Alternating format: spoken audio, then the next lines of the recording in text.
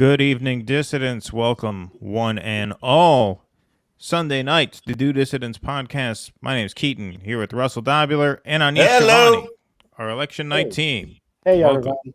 Welcome, everybody. So, folks, it is 2 days before the day we've all been waiting for. This is like Festivus, which is December 23rd. Christmas is the 25th. So, happy Festivus, everybody. Only this time, we're not expecting any great presents in a couple of days here. But we are here to predict what kind of gifts await us under the election tree. And so we are going to give our midterm predictions here. Mika says vote green. All right, so we have one endorsement here already. I'm sorry, Mika. I'm afraid you're going to be getting coal in your stocking. Russell requested that I do this, and so I'm going to do this. But I'm going to do this the proper way on election night. We're going to debut our patron scroll. But I do want to thank some of our new patrons that we've had in recent days and weeks: Lariat, Carlos, Sam, Chris, and Jack. And then on Substack, we had American Wasp, Dieter McBusiness. I don't know where he is. He's usually in here commenting already. Maybe he's running a little late. Maybe his polo game ran long this afternoon, and he has to get back in from the pool. Yeah. So he signed up, though. Thank you very much to him. Sheena Braskin, you signed up at Substack recently, so thank you so much. And then there's a person who I assume their name is Sherry, because that's the way it looked like in the email. All we have is the email address, but Sherry on Substack. Thank you so much. Appreciate it. Willie Bragg from the Willie Bragg Show is in the chat. He's voting green in North Carolina for our good friend Matt Ho. So, yes, thank you for doing that. We should get as many votes in Matt's column as possible. We've had the pleasure of interviewing Matt a couple of times, and very impressed by Matt Ho. I think he should run for president on the green ticket, actually. I think he has our enthusiastic endorsement. Some of the recent ones. Yes, absolutely. So go Matt unlike Ho. a lot of these political types, he has a sense of humor. He's got real charisma, too. I mean, the first thing I said to him when we interviewed him is how his microphone sounded great. And he says, yeah, my mic sounds good because this is a professional mic, because I was recruited to do a podcast. And you could tell he's really got presence. I mean, he's very, very good on the mic, so he's got talent. And I think he should run for higher office within the Green Party, absolutely. He is a veritable mix master on the mic. Indeed. Well, we got a lot of love for the Greens in here already. Look at all this love for the Green Party in the chat.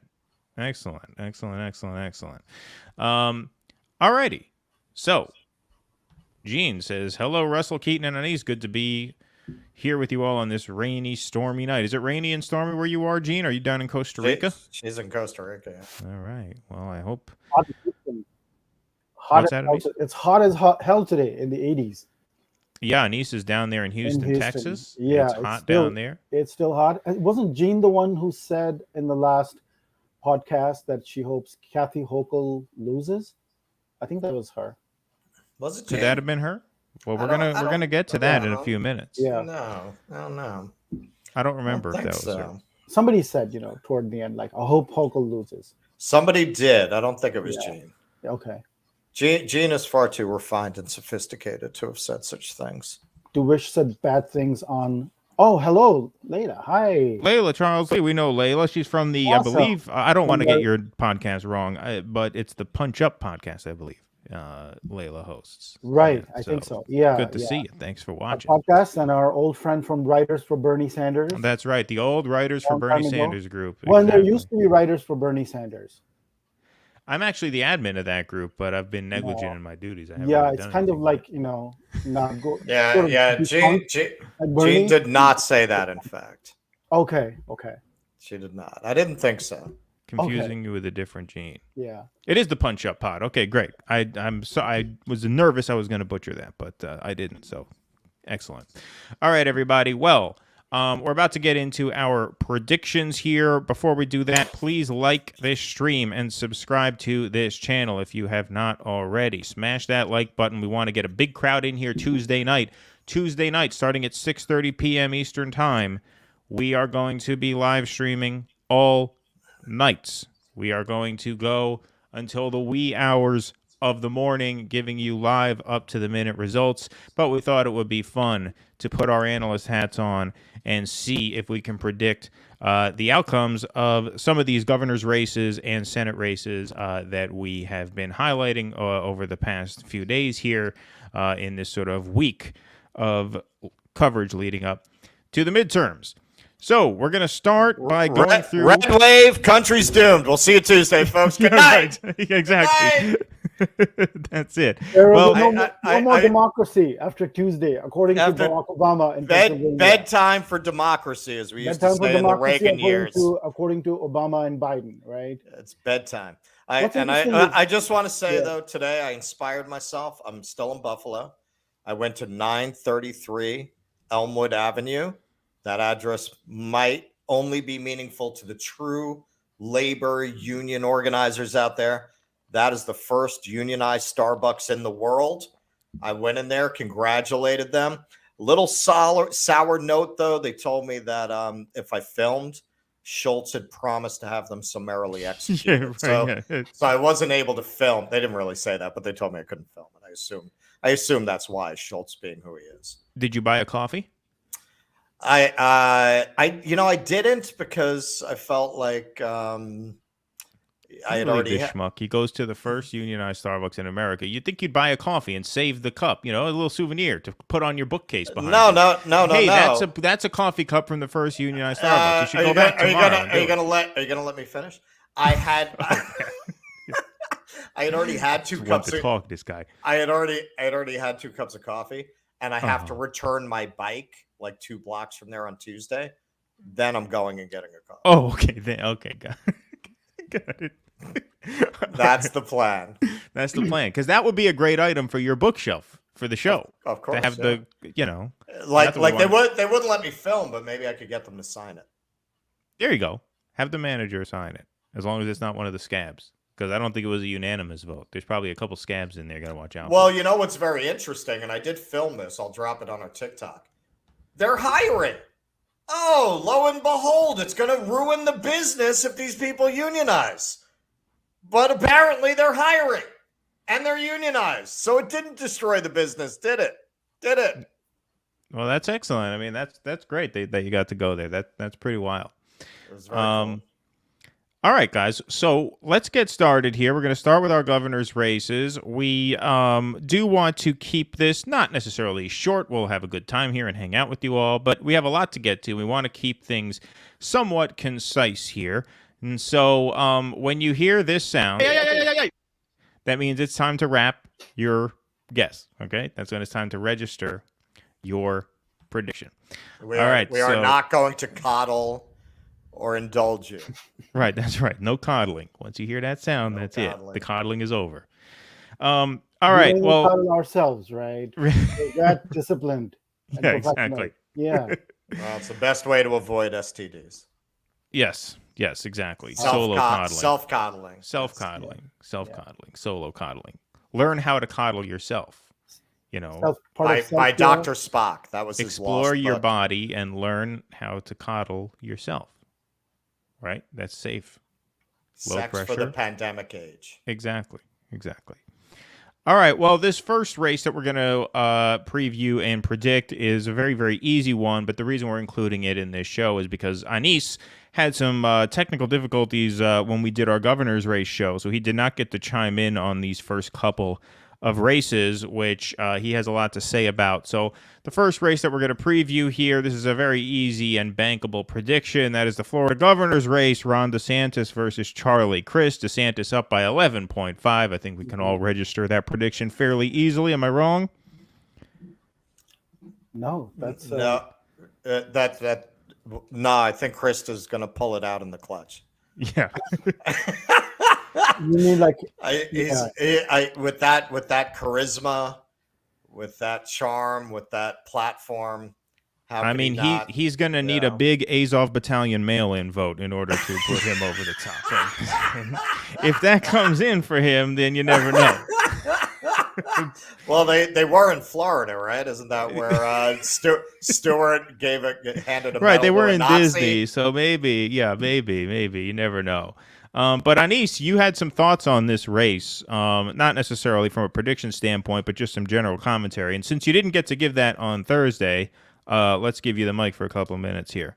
And like I said, when you hear this sound, it means it's time to move on.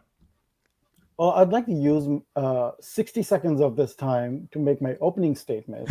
Yeah, right. I like to do in the debates, right? You have 60 seconds. So this is my opening statement. And this sort of, I want to set the stage. I mean, we did go over this a couple of days ago when we were doing that last podcast, but this applies across the board to the, the governor, Senate, House races, everything.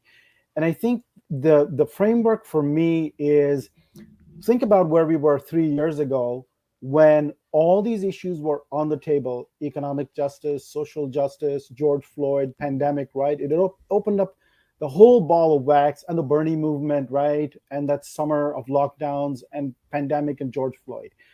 And now I think when it comes, what you see how the political system, and this really goes back to the ultimate point is, can the political system handle demand for change for the better?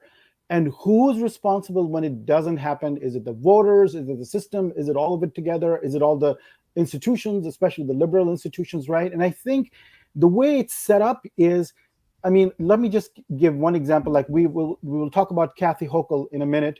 So New York, racial justice and criminal justice reform.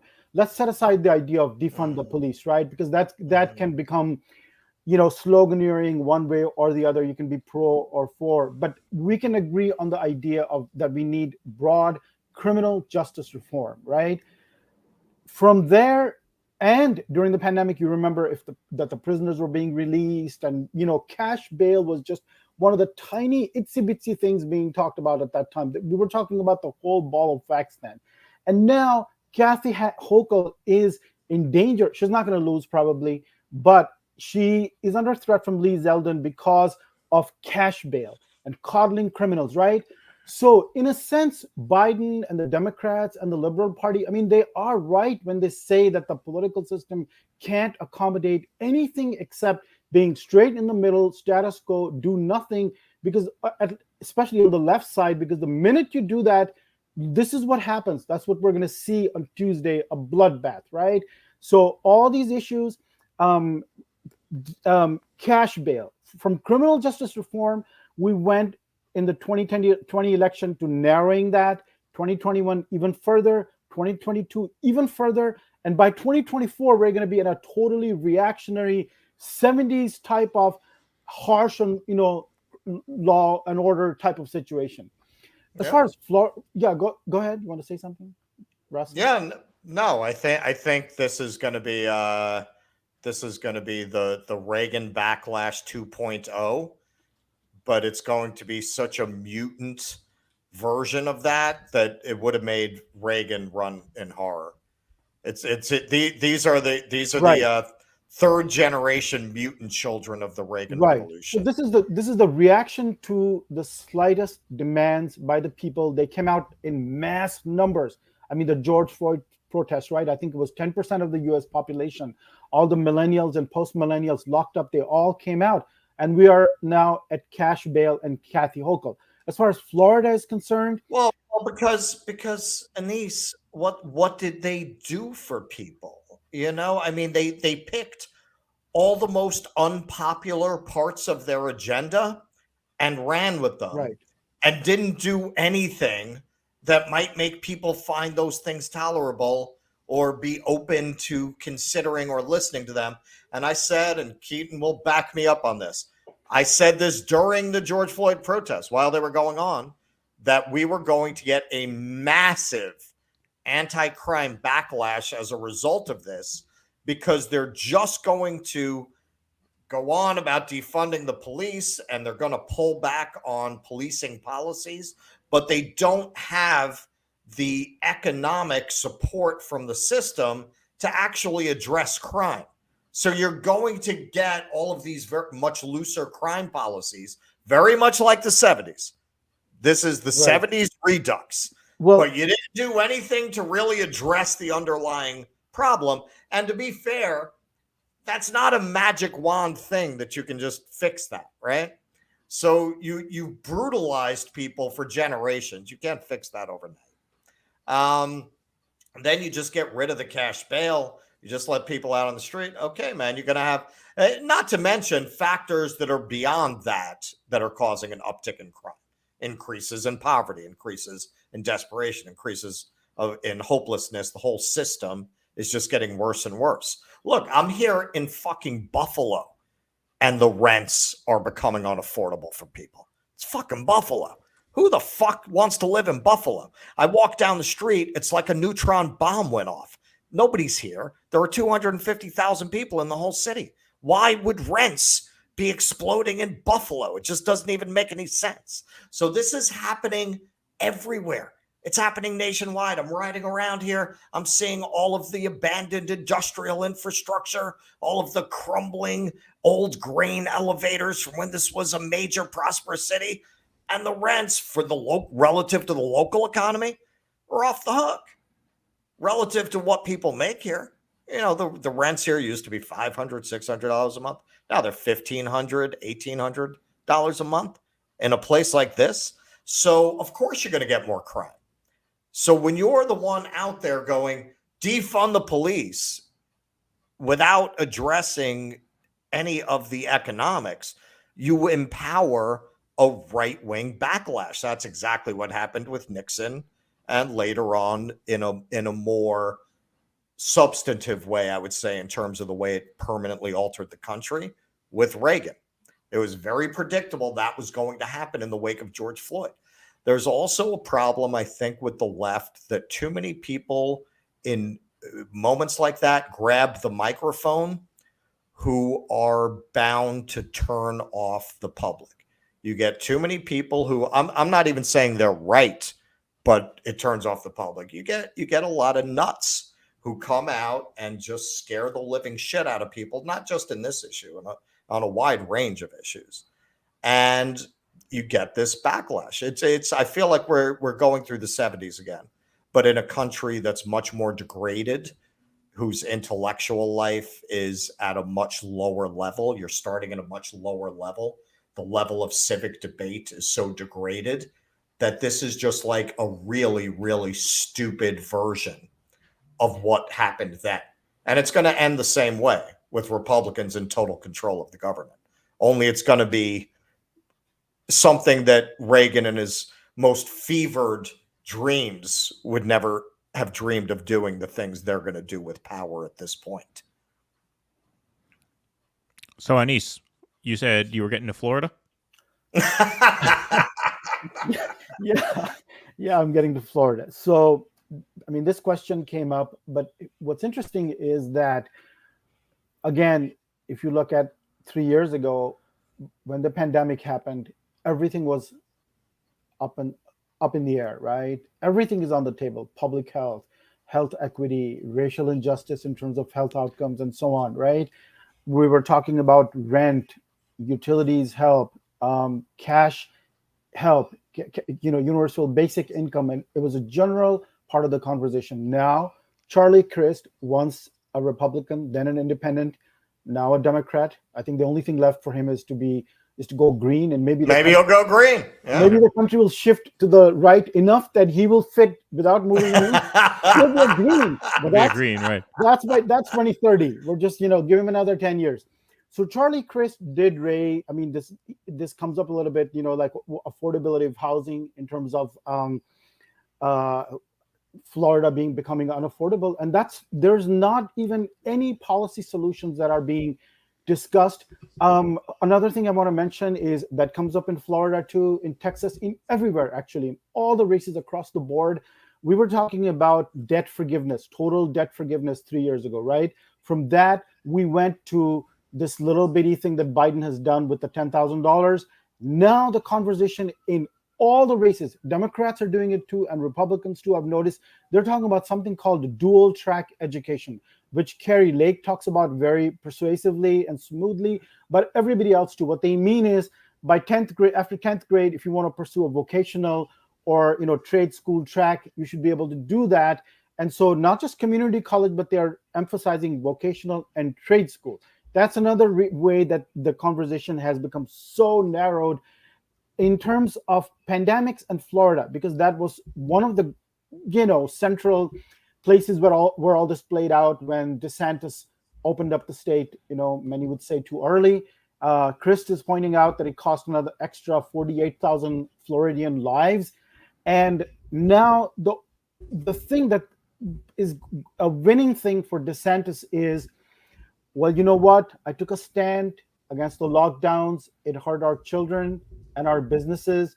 I'm not ever going to lock down. Charlie Crist, the Democrat, is the one who's saying, well, crime has gone up in your, well, of course, because you had more homelessness and you had more problems after the pandemic. And Charlie Crist is the one saying, you're the only governor who's ever locked down the state. Well, of course, because there was only one pandemic, right? But that's the Democrat saying that. So he's ceded this territory of the lockdown. Even 1 year ago, we were debating about, there were all sorts of, this whole conversation around COVID has completely disappeared. We have just vanished from that. And the only thing remaining from that, the kernel remaining from that, and you see that in Nevada, in Michigan, in Arizona, in all these states is, did you lock down? Why did you do that? It hurt our kids. It hurt our businesses. So it comes to that. And then DeSantis looked very confident, by the way. I think that was a great preview for his, forthcoming effort, whatever that's going to be. But he looked more confident than he did just even a few months ago. So we've reduced in Florida the pandemic to this thing about lockdowns, and the whole country seems to be focused now around the time of these midterms. It's sort of a referendum. It's a referendum on pandemic politics more than anything else.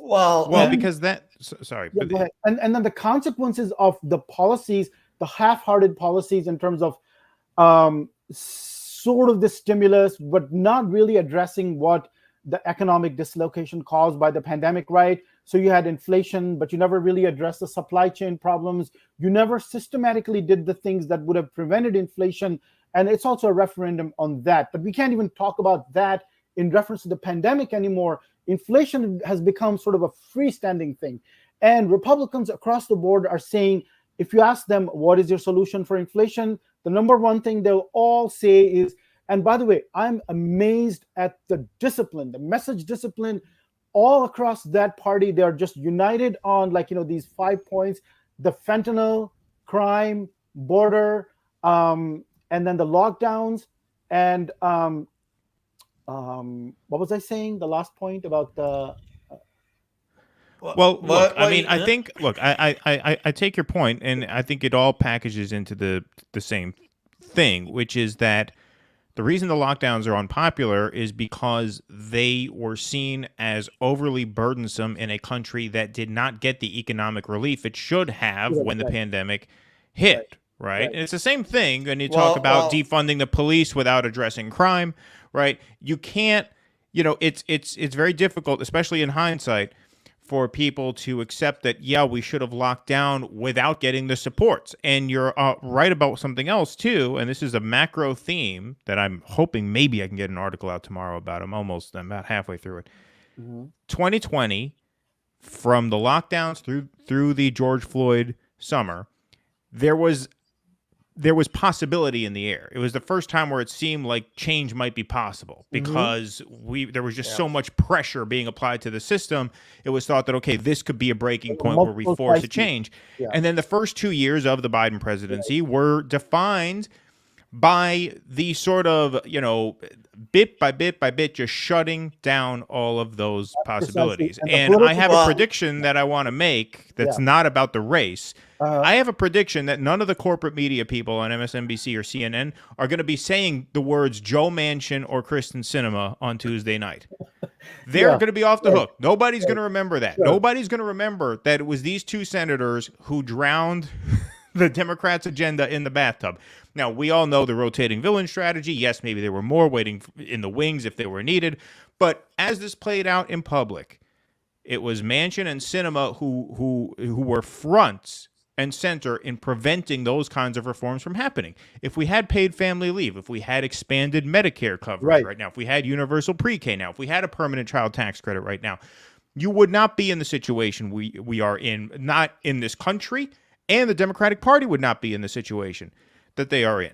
They are in this spot right now because they did not take the opportunity that 2020 gave them to actually change the conversation, change the status quo, change the conversation. Now this is all about symptom management, right? The real economic effects of the pandemic are here, and it's resulting in all of this depression and drugs and crime and homelessness and housing crises and labor, disruptions, supply disruptions, and nobody knows how to handle it except repress the symptoms. Right. Crime has to be suppressed. Okay, but also, and we're having some people weigh in on this on the chat who have firsthand experience with it. Look, the Republicans won the argument. The Atlantic just dropped an article that has been getting a lot of response, asking for a pandemic amnesty. And by amnesty, they mean, hey, listen, people who were wrong about mask mandates and lockdowns, you know what? You got to let it go, because what did we really know? And people who were on the other side of that are like, oh no, you motherfuckers destroyed a generation of kids. You are not getting away with it. Exactly. So in the end, so look, we have anti-corporate capture here. Lockdowns permanently hurt our kids, which she has firsthand experience with. And we also have Mika here, teacher during pandemic. It ruined struggling kids in so many ways that they can never recover.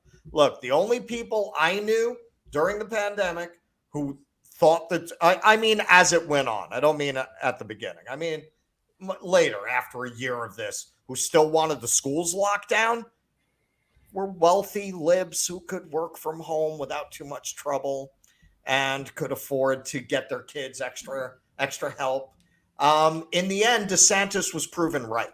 And when you want to talk about death statistics, we could see this at the time, because Florida was not this pandemic apocalypse that they were saying it would be under these policies. Extra people died, 50,000 extra people, 48,000 extra people died. Per capita, Florida was about the middle of the distribution range. You had states that had much stricter policies like California. So you can't just say weather either. They have very nice weather out there, and they performed much worse than Florida did.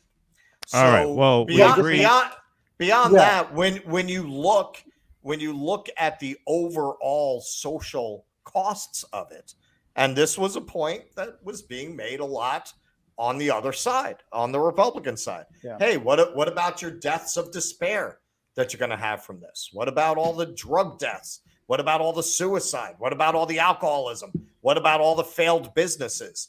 In the end, they won that argument.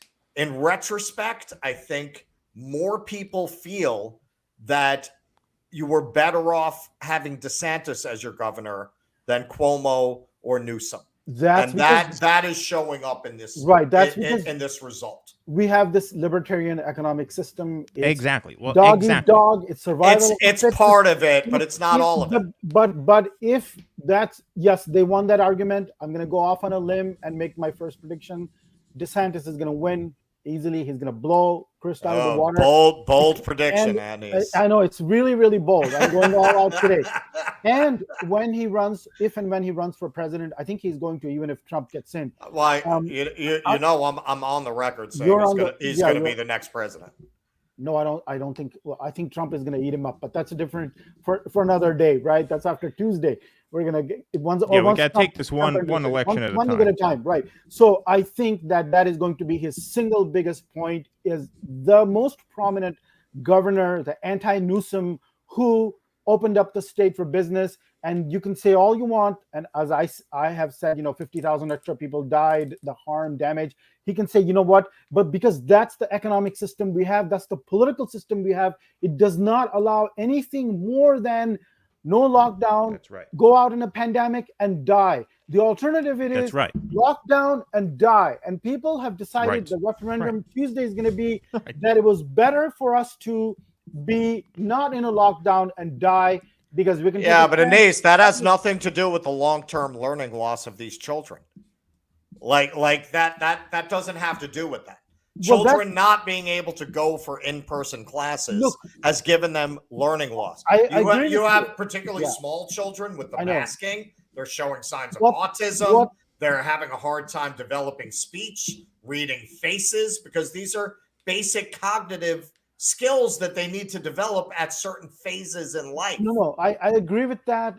Children were damaged. There's no question about that, especially very young children. I saw that with, children of my friends, what they went through. It was horrible. But that's because we don't have an overall vision. We just drop one thing like, okay, school shut down. But there's not the rest of the whole social welfare thing. We don't have an economic system that makes that's part of it. That's part of it. But I think we have to acknowledge that the Democrats got this wrong, and they showed their worst qualities. They showed their tendency towards the modern day Democratic Party is very much in many areas playing to the stereotype that if you scratch a liberal, you get a totalitarian. You get an authoritarian. You get somebody who wants to impose rules on society and wants the government to have total control. They could not have played to that more if they had tried. That I agree with. And just quickly to end this is I think that it was about, which I was talking about and writing about in early 2020, it was about technocratic control. And they had a vision early in 2020 of gaming out the whole, everything, education, work, it's all going to be remote, digitalized. And they had plans to change all of society in a way that it never happened. But they made a start. And now they're going to pay a price for that half-ass start and messing around with kids. They're going to pay a very heavy price for that. Well, it's the worst of both worlds. Worst of both worlds, right. You do a little bit of that, technocratic control. What about poorer people who can't handle that sort of thing where the schools are closed, right? That's geared more toward their white middle class, voter base who are totally cool often with that. Like, yeah, I'll do this on Zoom. And many people didn't even have a problem with like, yeah, okay, my kids are at home. But you talk to the other people on the other side who are going to go out on Tuesday and react to that finally after 3 years. That's a different story, right? Look, ultimately, it's going to be ugly. Ultimately, it's about, I think, what Anis said, which is the system does not allow for possibility. Right. There's no way to be innovative within a system like this. There just is no way to do that. And the failure to, but in 2020, it looked like there may have been an opening. Sure.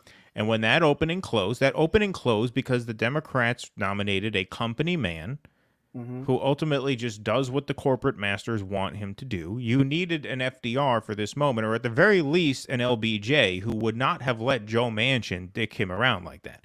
Even if Joe Manchin tried to pull what he pulled on LBJ would have pulled him into the office and said, we're going to investigate your daughter for her EpiPen bullshit, and she's going to spend 10 years in jail unless you sign on the dotted line that says a permanent child tax credit or something like that. And then, once you take the pressure off of people, then you have the possibility, right, to adjust to a cataclysmic situation, right? But there's just no energy or really incentive to do that within this system. All right, we have to move on because otherwise we're not going to be done until election day. Obama making that call was to narrow it down and shut down the possibility. That's why Obama made that call that weekend to shut down all the possibilities, and that's what we've seen over the last 3 years, right? I agree. All right, in the state of Texas, this will be a quick one because this is we've discussed some of these macro dynamics here already, but Anis, this is your home state. Excuse me.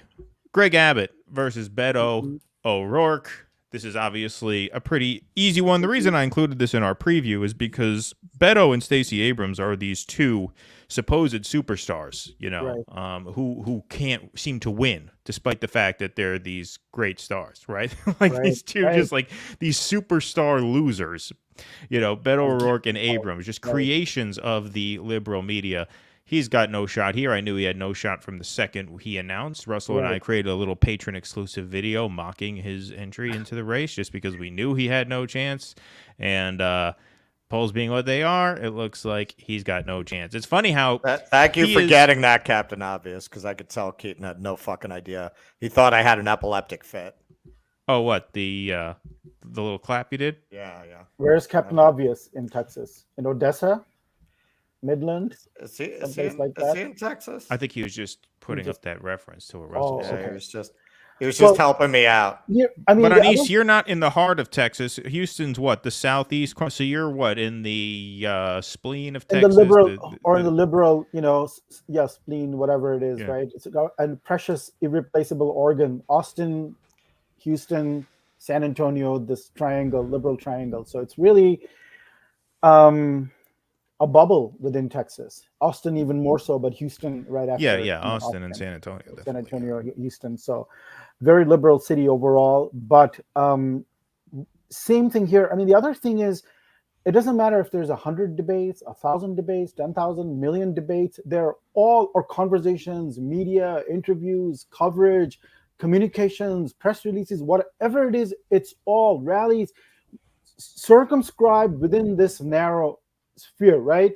And now this season, unfortunately, I mean, I hate this. It's back to when we were little kids, so the most boring papers you used to write as a college student or even earlier was like gun control, abortion, and we're back at that, right? I mean, that's all. So Beto, or Abbott always calls him not Beto. He just calls him Beto. Beto is like if you took John Cusack's character and Say Anything, gave him a frontal lobotomy and made him run for office. Beto only comes alive, the lobotomy becomes suspended when he talks about guns and gun deaths. That's when he comes really alive. So well, no, because that is the best possible platform to run on in fucking Texas. That was when he thought he was going to be president. And they're still after him for when he said I'm going to take away your AK-47s during the primary debate, right? Abbott is still having fun with that. So guns, Uvalde was. And that would be like Bernie saying, "I'm going to take away your maple syrup." Yeah, and trying to run again. By the way, Bernie was for guns at one time. Maple syrup is more expensive than oil. That's great. Yeah, we have got to stop big syrup. Yeah, that's basically it, right? Because he said that. Well, that's when he wasn't running for Texas office. He was running for national office. Right. That's why I don't have to tell you about the long history of racist brand icons in the maple syrup industry. We need to shut this down. Well, I wonder what Beto is going to do after this election is over, because now this is like, poor guy. I mean, wasn't he like El Paso? He was city council, and then wasn't he Congressman Beto, right? I think so. And I think then he left to run for Senate, and then president and governor. Well, that's a lot. Ted Cruz, and then Biden took him down, and now I mean, look, I think he's lost enough races where he's ready to open up a political consulting firm with Abrams and O'Rourke. University president sounds good to me. Well, no, I mean they're both going to get gigs on corporate. They'll hire fucking anybody. Lobby for a while in Washington, then come back, in a while again. But anyway, they'll take. I think they call it the McCaskill chair. Abortion. Yeah. Is there going to be a national ban? Do you support that or not? And he gets very worked up about that. And more than that, guns. Beto gets really, really worked up about guns. Uvalde was tailor-made for him. He came to prominence really at the Walmart, was it 3, 4, 5 years ago, right? The Walmart shooting. So that gave, Beto his political life.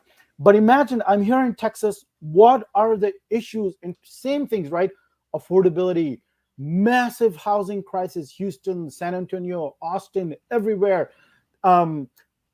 There are all these things that you could be talking about, economic issues, class issues. None of that is part of the discussion. And you just go to the usual, the abortion, gun control.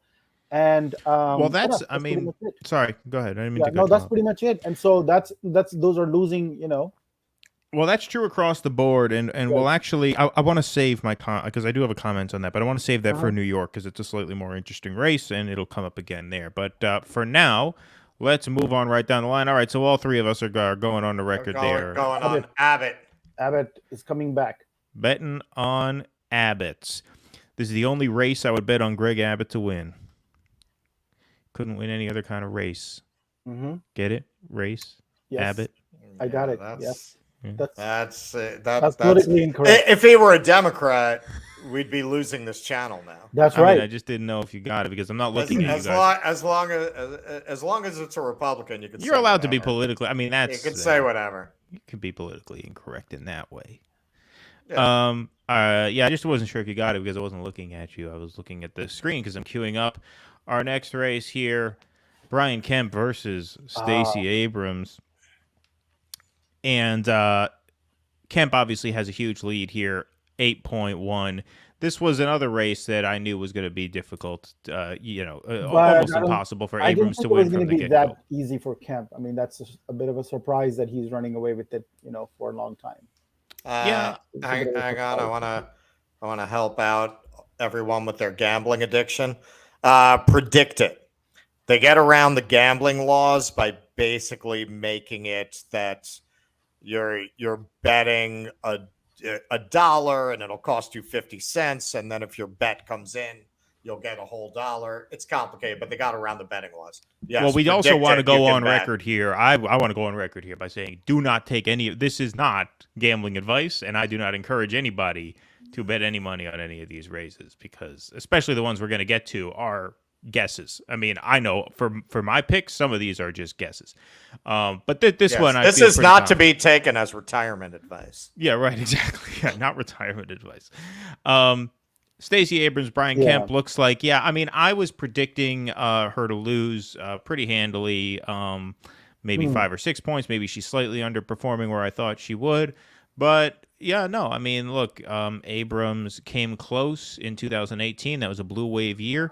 You can make the case were it not for some of the voter suppression that happened there, she probably would have won. Mm-hmm. But this year, it seemed like it was going to be pretty much impossible for her to knock off a Republican incumbent in a red wave year. To beat an incumbent in a red wave year is very, very difficult. Well, also, this is it's a catch-22 for people like Abrams. Yes, she's a media creation who's been embraced by the National Party. It's part of the problem. How's she going to win in a place like Georgia? People hate the National Party. The only way a Democrat could win in Georgia is by having some distance from the National Party. She's this media darling. Everyone hates the fucking media. Everyone hates the Democratic Party. Those two things, that's why she's losing by more than she did last time. Last time, she was running on her own. Now she's this creature of the media. Of course she can't win in Georgia. She can't win most places in the country. She could win in New York. She could win in California. Any place else is dicey. I wonder a question. Sorry. Yeah. I wonder what it says. I wonder what it says about Georgia. I mean, Kemp makes Abbott look like a nice guy. Basically, Kemp is that bad. I mean, he's just out there. And Stacey Abrams is talking about voter suppression. She did, by the way, she has mentioned private equity in terms of housing, which is the only candidate I've seen, I don't know, ever talk about private equity because that's unmentionable, right? So, but again, the turf is, we're open for business. And again, like the 70s, I think part of the reaction is going to be using crime and disorder or the exaggeration of it to create a bigger opening for privatization, business, privatize everything. We're open for business. And they're going to use that. They're already using that everywhere. And Georgia is the same way. Brian Kemp and Stacey saying, look, we've got real problems with our people's poverty and welfare and safety. But he's like, no, business is welcome. So, I mean, this guy is really bad. Kemp, and I wonder what it says. Of course he's bad. Why is he so bad? They're all. That's true. But he's bad among the bad people. I mean, he's just like offends me. Well, he looks on track to win, so I guess we can all say we're going to take Kemp. No disagreements amongst our ranks so far. What was the comment with Myra? Yeah, well, this one, really, no joke, everybody, 15-second time limit on, because we got ground to cover. But Mika is asking for our political affiliation. I'm an independent. I registered as a Democrat to support Bernie in the primaries. I haven't gotten around to formally dem exiting just because I have this like neurotic aversion to paperwork. But yeah, for all intents and purposes, I'm an independent. Yes. You guys want to answer that question? I'm an anarcho furry libertarian. There you go. Excellent. I'm a left anarchist, libertarian, left anarchist. But I would, if I had to vote, it would be the Greens, where there was the choice. I was a Bernie Sanders person. I became very excited by him in both races, and then I became disappointed, like many people. So that would be cool. So. All right, excellent. And yes, everybody thinks. Look, I got a fellow furry on here. All right. I'll give that a serious answer for the record. The Bernie agenda, Scandinavian style socialism. That's where I'm at. That entire agenda, whatever that means.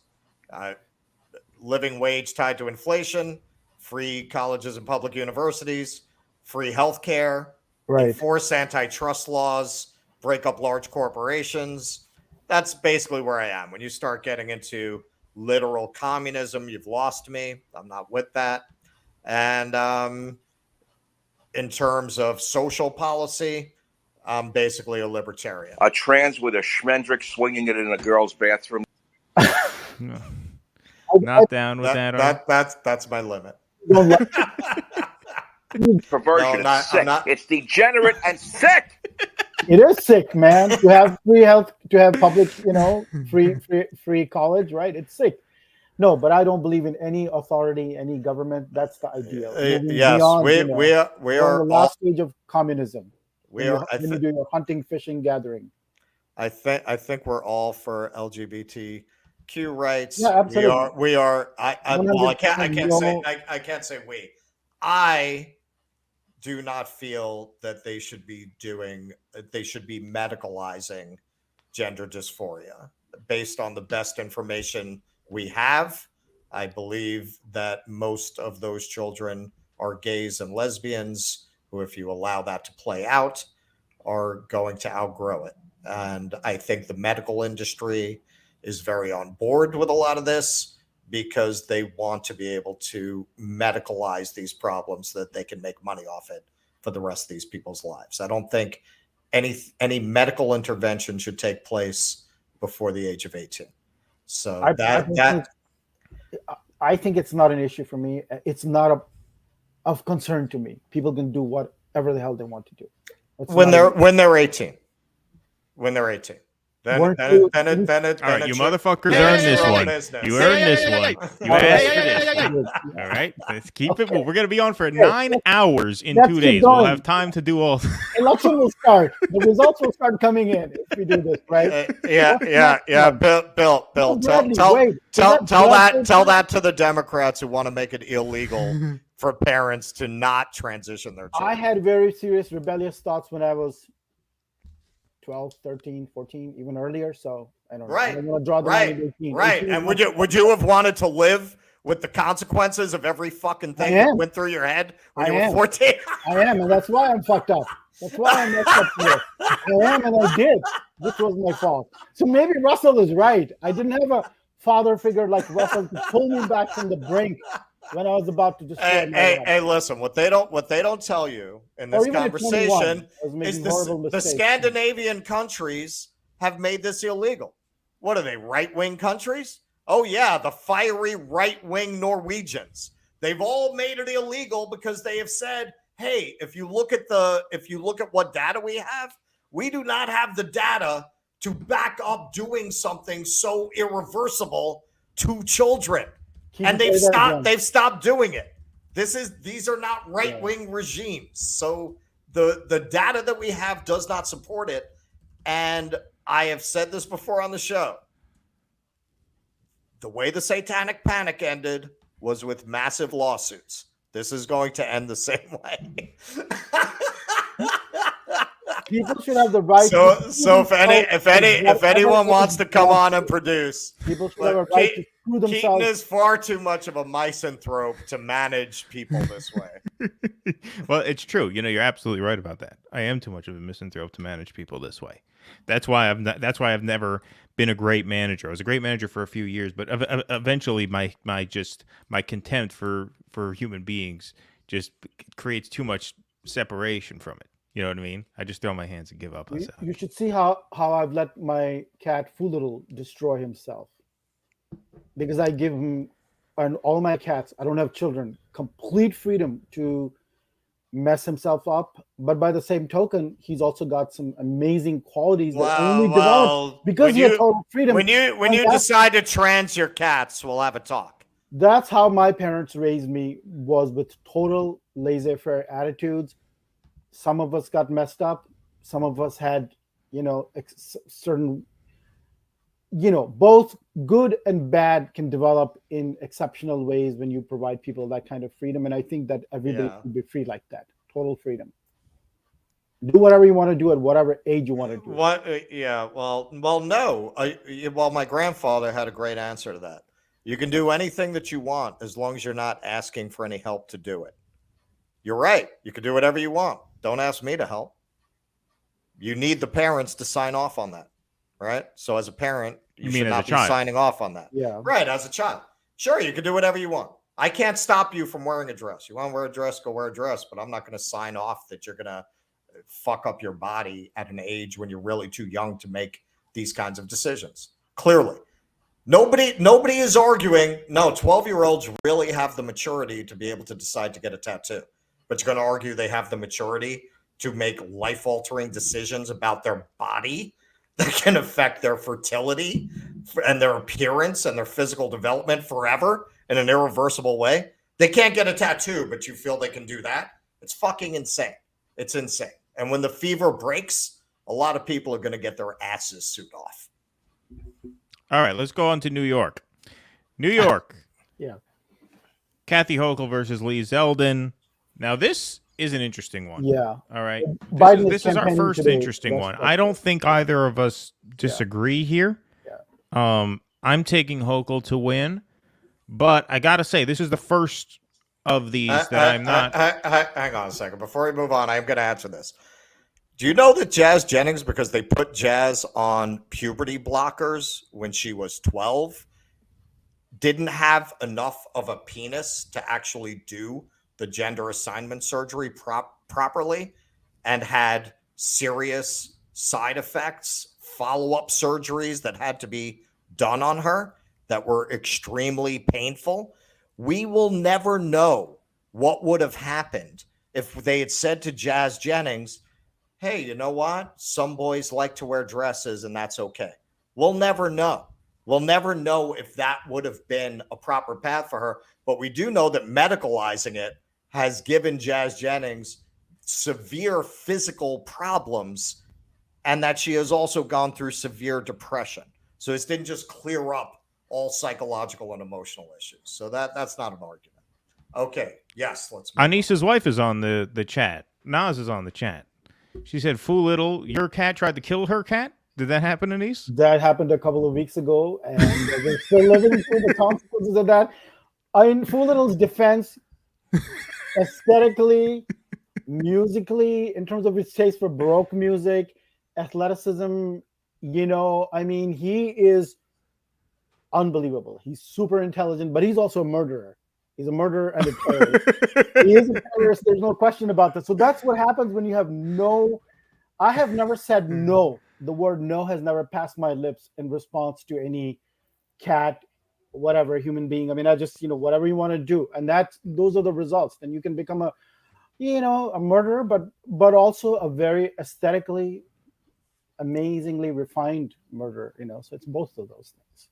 Well, Lee Zeldin would say we have to get Foolittle locked up, throw away the key, no rehabilitation, no cash bail. No cash bail. And then Biden would have to come and campaign, to save Kathy Hochul, right? Yeah, right, exactly. Well, they did send Hillary Clinton to try and save Kathy Hochul. Hillary Clinton, all the big guns are all out to try to save her. Yeah.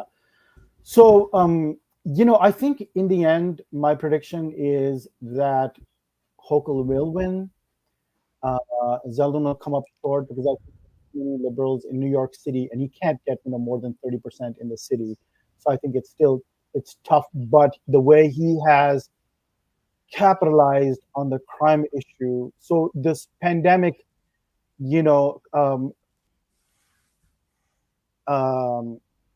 impact manifested differently in different places, and that's what happened in New York. And I think Eric Adams was also going after her, right? He's actually attacking her from within the party and weakening her in a way, and saying, well, you should. I think it's about reforming the cash bail reform, right, and walk back on that.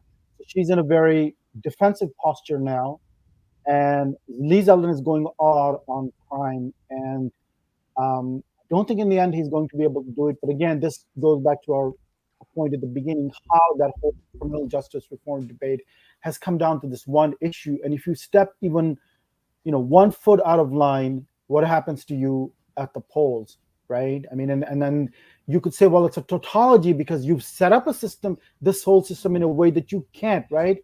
But you also have to accept that that is the reality, right? So if she even did, now imagine, earlier you were saying, what if a President Biden had actually said, what, this is our criminal justice reform package, the whole works, in January of 2021. Not even President Bernie Sanders, but President Biden had said, this is a criminal justice reform. This is the whole package in terms of not oppressing people, not locking it up for stupid little things, releasing prisoners, rehabilitation, right? The way it used to be to a large extent in the 60s before we went in a very punitive direction, right? You're right. moving toward abolition of prison, and then you can, and then you also, there has to be an economic framework to accommodate that kind of reform, right? I'm asking you, what would have happened if you had said, this is our criminal justice reform package? Everybody come together on this. This is we don't want to criminalize people. We don't want to criminalize people. We don't want to be punitive. It's all about being free, rehabilitating, and live your life. And all these. Okay. All right. Yeah. All right. This is my take on New York. It has long been my take on New York. I think the political history of New York demonstrates this. New York is a pro-choice Republican state. That's what New York is. New York is where the money people are. It is the dark heart of neoliberal ideology. They are perfectly happy with Republicans like Giuliani, as he was back in the day, where he was this pro-gay rights, pro-choice Republican, tough on crime. They love that shit. Eric Adams, ideologically, there's not a hair's bit of difference between him and Giuliani as he was when he was mayor. I'm not going to speak to the drunken Trump Giuliani, but the Giuliani who was mayor of New York, Eric Adams, there's no daylight between them ideologically. Pro-choice, pro-gay rights, tough on crime. New Yorkers love that shit. And then once you get out of New York City, the state is red. The whole state is red. Right. As soon as you get outside of New York City. The only reason that I would not call this race for Zeldin is the abortion issue. Because if he were a pro-choice Republican in that Pataki Giuliani mode, right, I'd be calling the race for him. But I do believe. Actually, you know what? I can't even say I believe that he's definitely going to lose. Like, I wish I had been back in the city these last few days, because you can kind of pick things up in the air. But I will say, when I was driving around doing tours right before I came up to Buffalo, there are a lot of fucking Zeldin signs in the neighborhood, man. A lot. Well, look, there's a couple things that I want to mention here. Developments of the past few days. There's an article that came out, I believe it was in Politico, that said Democratic pollsters right now are bracing for a shocking upset defeat, not only for Hochul, but for a lot of the Congress people who are running up here in the Hudson Valley, my neck of the woods, District 17, District 18, District 19. Mm-hmm. They're actually talking about blaming Eric Adams for these losses because they're saying Eric Adams was supposed to solve the crime problem and didn't, and now the Democrats are going to have to eat shit for it. Which, again, to your point, Anis, it's fucking absurd. The idea that Eric Adams was going to solve crime was absurd. It's absurd I mean, and that goes for like Democratic primary voters who chose him over some of the other candidates in that field. And it also goes for Republican voters too, right? We want to be equal opportunity here. You're fucking stupid if you think that anybody from any party is going to come in under these circumstances and clean up crime. Giuliani did it in the 90s. You know what? The 90s was a time of great prosperity. It's a lot easier. Right. Yeah. It's a lot easier to make crime go away when people have money. What you need, if you want crime to go away, you need a living wage and universal health care. That's what you need. You need people earning enough money to live so they don't become desperate. And you need health care so that people can stop themselves from going crazy under the pressures of the system. That's what you need. And you need affordable housing so that people have a roof over their head. These are the things you need if you want to stop crime. The idea that Sheriff Adams is going to come in and get it done is a fantasy. The idea that Zeldin's going to do it is a fantasy. The idea that the Republicans are going to clean the streets up when they take over in the House and possibly the Senate is a fantasy as well. So these fucking, I mean, both parties' voters have their heads up their ass on this issue. These are two fantasies. Yeah. Right. They're two fantasies. Exactly. Fantasies. That's all it is. So I agree. When you listen to Zeldin, this is a fantasy. Kathy Hochul is also a fantasy. In a way, 90s was a fantasy too, because that prosperity was built on very, sort of quicksand. It was driven by cheap globalization, cheap Chinese goods, the beginnings of the information, the internet revolution. So and it didn't last beyond 2000. But you can't deny that parts of it were real and people felt prosperous. So he felt empowered enough to even end welfare, right? Because he could say, well, there are enough jobs for people, right? So it was a national drop in crime. Giuliani can take all the credit he wants to in terms of quality of life, and what is it called, the breaking window? I mean, what is the term of broken windows policing? Broken windows policing, right? So that but overall there was a trend where it was happening everywhere, everywhere in the country, right? So so I think this is just two fantasies, right? There's this fantasy and there's one fantasy, and for now, Kathy Hochul has to talk about this a little bit, because the problem is too visible. But when it's not visible, they just cover it up and go right on doing what they're doing, creating this crisis of unaffordability.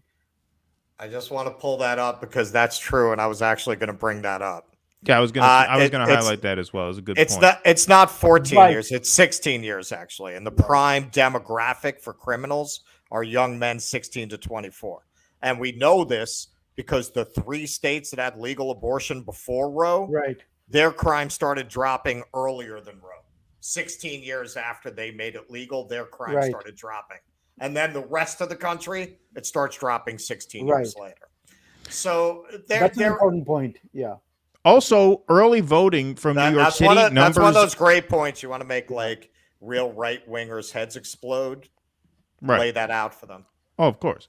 Early voting also seemed a little bit weak in New York City, which means it's weak for Hochul because New York City is going to go for Hochul. And they had about 250,000 early votes registered in the first week, which compared to 2020 is about 20% of that, because in 2020 they had about 800,000 early votes. Now, don't forget, in 2020, everybody was afraid to vote on Election Day because they didn't want to go into a crowded polling place. So early voting was much more a thing back then than it is now. But still, those numbers are a little weak, and I'm telling you, Zeldin is going to run up the score up in my neck of the woods and upstate in New York, right? All right, so we're going to move on to another really interesting one. I think we might have our first disagreement of the night coming up here. While people are debating the trans thing, I just felt that I should put this up here just to clarify where I stand, and I believe Russell's with me on this as well. I just want to add this to the stream here. Trans singer Plastic Martyr is speaking out. I'm not for cancel culture. I'm for educating. Plastic Martyr here is my cousin. She is, she had this People magazine profile. She's a fairly famous trans sort of influencer. I knew from the second I saw her back when she was back when, because she was born a male, obviously. She was 4 or 5 years old. From the second I saw her, I said, this is a girl. He talks like a girl, acts like a girl, sounds like a girl. It turns out, when he reached a certain age, he came to the realization he was a girl, and he did that. And I speak with nothing but pride and support for her. The issue is, look, you got to be 18 to do a lot of things, right? And so if you got to be 18 to do a lot of things, then maybe that should be added to the list, because children, your brain is still developing until you're 25, much less 18 or 21. Right. All right. So I just wanted to get a word in on Well, that. look, and some people will point out, well, what, the whole rationale is for somebody like this. Well, they're never going to be able to have that kind of body if you don't start this process early. Okay, I would ask you to think of it the other way. What about people who are not like this, who actually are gay and lesbian, which the best data we have indicates most of them are? How terrible to make that kind of mistake. So you're focusing on how terrible it is not to give this treatment to somebody for whom that is the best course of treatment, but how terrible to give this treatment to someone who this is not the best course of treatment. I don't understand why that is not factored in. And if you watch some of these videos, which we're seeing more and more of people who made this decision at an early age, who are detransitioning now, and they really can't fix what was done to their bodies, it is fucking heartbreaking. And as long as that's not part of the conversation, we're not having an honest conversation about this. I just want to say something very quickly about Jazz Jennings. I did read her memoirs as I was writing my own memoir a few years ago, and I felt very sad. And I detected a lot of sadness in her. And I guess she's now officially saying, well, look, I'm very depressed, right? It felt to me like, although I wouldn't be as harsh as Russell maybe in terms of that issue, but I think I would be more on the side of letting people make mistakes. But still, it feels to me a little that some of it is sort of a trendy thing. People feel like this is what everybody else is doing, and I've seen a lot of that. And maybe if you go with that, maybe in the 60s it would have been something else. It would have been expressed differently, right? You go on a commune or hippie. I don't know. There's every period has its way of expression. And you know what? You can leave the commune with all your parts intact. Right. You can leave the commune, but you can't leave your new physical status. So some of it felt like that, because it felt like always being with Jazz Jennings specifically. It felt always, and maybe it's true even at a level when you're not a celebrity or so famous, it felt like being on like a performance. Okay. I don't want to hear this. I don't want to hear this argument anymore, because we have never done what we're doing now. We are taking an entire generation of children and doing something en masse that at one time was extremely rare. So I am sure before this became trendy, that only a small percentage of people who took this all the way to its conclusion of transgender surgery regretted it. You cannot go by that. Over the next few years, as this generation that this was done to come of age, that's when you're going to have a more relevant statistic. And hey, if it holds up and everybody's thrilled with what they've done, okay, well then I'll be the first to say that I was wrong. I don't think that's what's going to happen. I think you're going to have people more and more who are going to wake up horrified that they had comorbidities, that they had psychological problems, that they had, which we're seeing very much, particularly with teenage girls who suddenly come out as trans, not having shown any signs of being trans before. And they're going to freak out.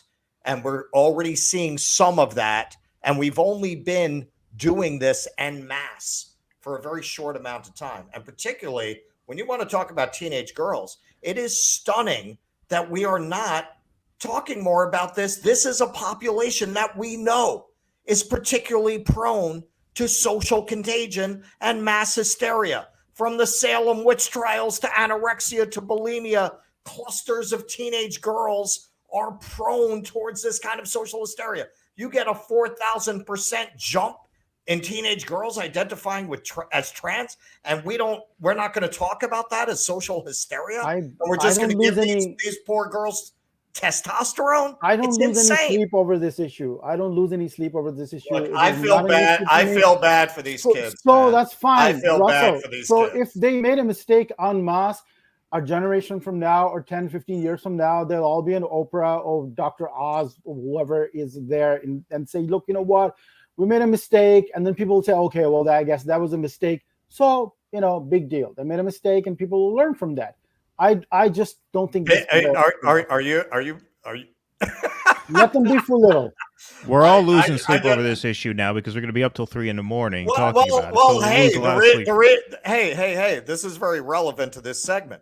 Republicans are running ads on this all over the fucking country. I personally, I don't see too. Actually, I think it's more. I actually think it's more crime. No, they are. I mean, they're running border inflation, right? They're running that too. Actually, let me say this, Russell.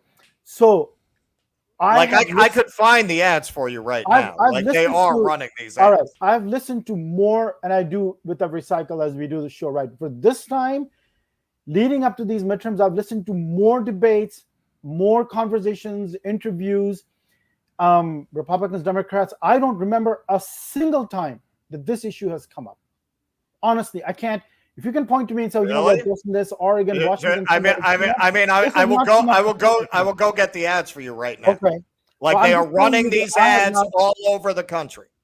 All over the country, they are running ads about how the Democrats want to turn your boy into a girl. They talk about the lockdown. They saw what happened with Youngkin, and they said, "Hey, they are talking about CRT. They're talking about CRT. They talk about education, but even when they talk about CRT, don't mess with our kids. Don't teach them Well, okay, they talk about sexual education with little kids. So that comes up, but that's very, drag time, story hour, transing kids. They are having a field day with this. And again, I've seen the ads. I'm not like, CRT. I didn't have a dream about it last night. I've seen the ads. This stuff. Anyway. All right, 1 second. Let me invite because actually we have a not a patron caller, a paid Substack subscriber. On the line who just turned his mic on. Are we going to finally get to meet Virtuoso? Looks like we are. Hey, Virtuoso. Holy shit. He finally what's going on? Good. What's up, man? How are you? What's up, man? I'm okay. I'm okay, man. Listen, man, Russ, the way you're talking, if this was on Twitter, you'd be blocked. They are not with this turfy shit. No. Elon is over there, baby. Not with Elon Musk. Elon's got my back. Yeah. I know. Elon's got he's got Europe, but he doesn't have my back. I still haven't had my account unsuspended. But you got yours suspended? Yes. So they actually told you to wipe your ass with your subscription. No, I don't have Twitter Blue, so fuck them. They're not getting my money. They're paying $20 for a blue check. Get out of here. $8. But yeah, $8. Sorry, it's still a robbery. $8 you can give to cat food. Right. Bad choice. That's 2 gallons of milk right there. Not in my neck of the woods. Where are you from, Virtuoso? Anyway, where are you from? New York City. New York City. Oh, we're in New York City. Fellow New Yorker, man. Oh, so then you ain't getting 2 gallons of milk for $8 in New York City. I can't get that up here. Sad. No, I just want to talk briefly about this governor's race and sure. How both sides are kind of full of it, but Hey, Virtuoso, how do you feel about hosting the show for the next hour and a half? Because you did a better job keeping this on track than I did. You want me to you can take it away. No, I'm not a good host. I mean, I do have some social anxieties there. About trans kids for the next 2 hours? No, it's just not my field. I'm more of an economist leftist. That's not social reproductive rights. That's between y'all. You can figure that out, hash it out. So what's up with the governor's race? Go ahead. Yeah, I'm just kind of tired of these two parties. It's like I have a friend on Facebook that kind of wants to vote Republican because they want crime to go away. And I basically explained to him this how basically both parties don't give a shit about the working class. I look at Lee Zeldin as just kind of a reactionary. All of a sudden some vagrant flashes wiener in front of his daughter's face, in his front lawn. I don't give a shit. And then Kathy Hochul, who's like an empty suit. Is that a true story? No, I'm just making it up, but it's probably like I'm probably paraphrasing what he went through. I thought it was part of his campaign pitch. It could have been. This election is weird enough that could have been part of his pitch. Yeah, it probably could have happened. Who knows? But it comes down to this, man. It's like which party is gonna take care of people? How are they gonna address like the underlying the undercurrents of how crime is generated? And it's about fixing the material conditions, but they're not prone to do it. And Adams is basically shooting his party's, on foot with this thing about crime because he's just a cop. He cannot solve the crime problem without the billy club and the gun. So when I look at Kathy Hochul, and it's like, where was the initiative for the New York Health Act? Where is the funding for unemployment? Because like when I called, I've been out of a job for like three weeks.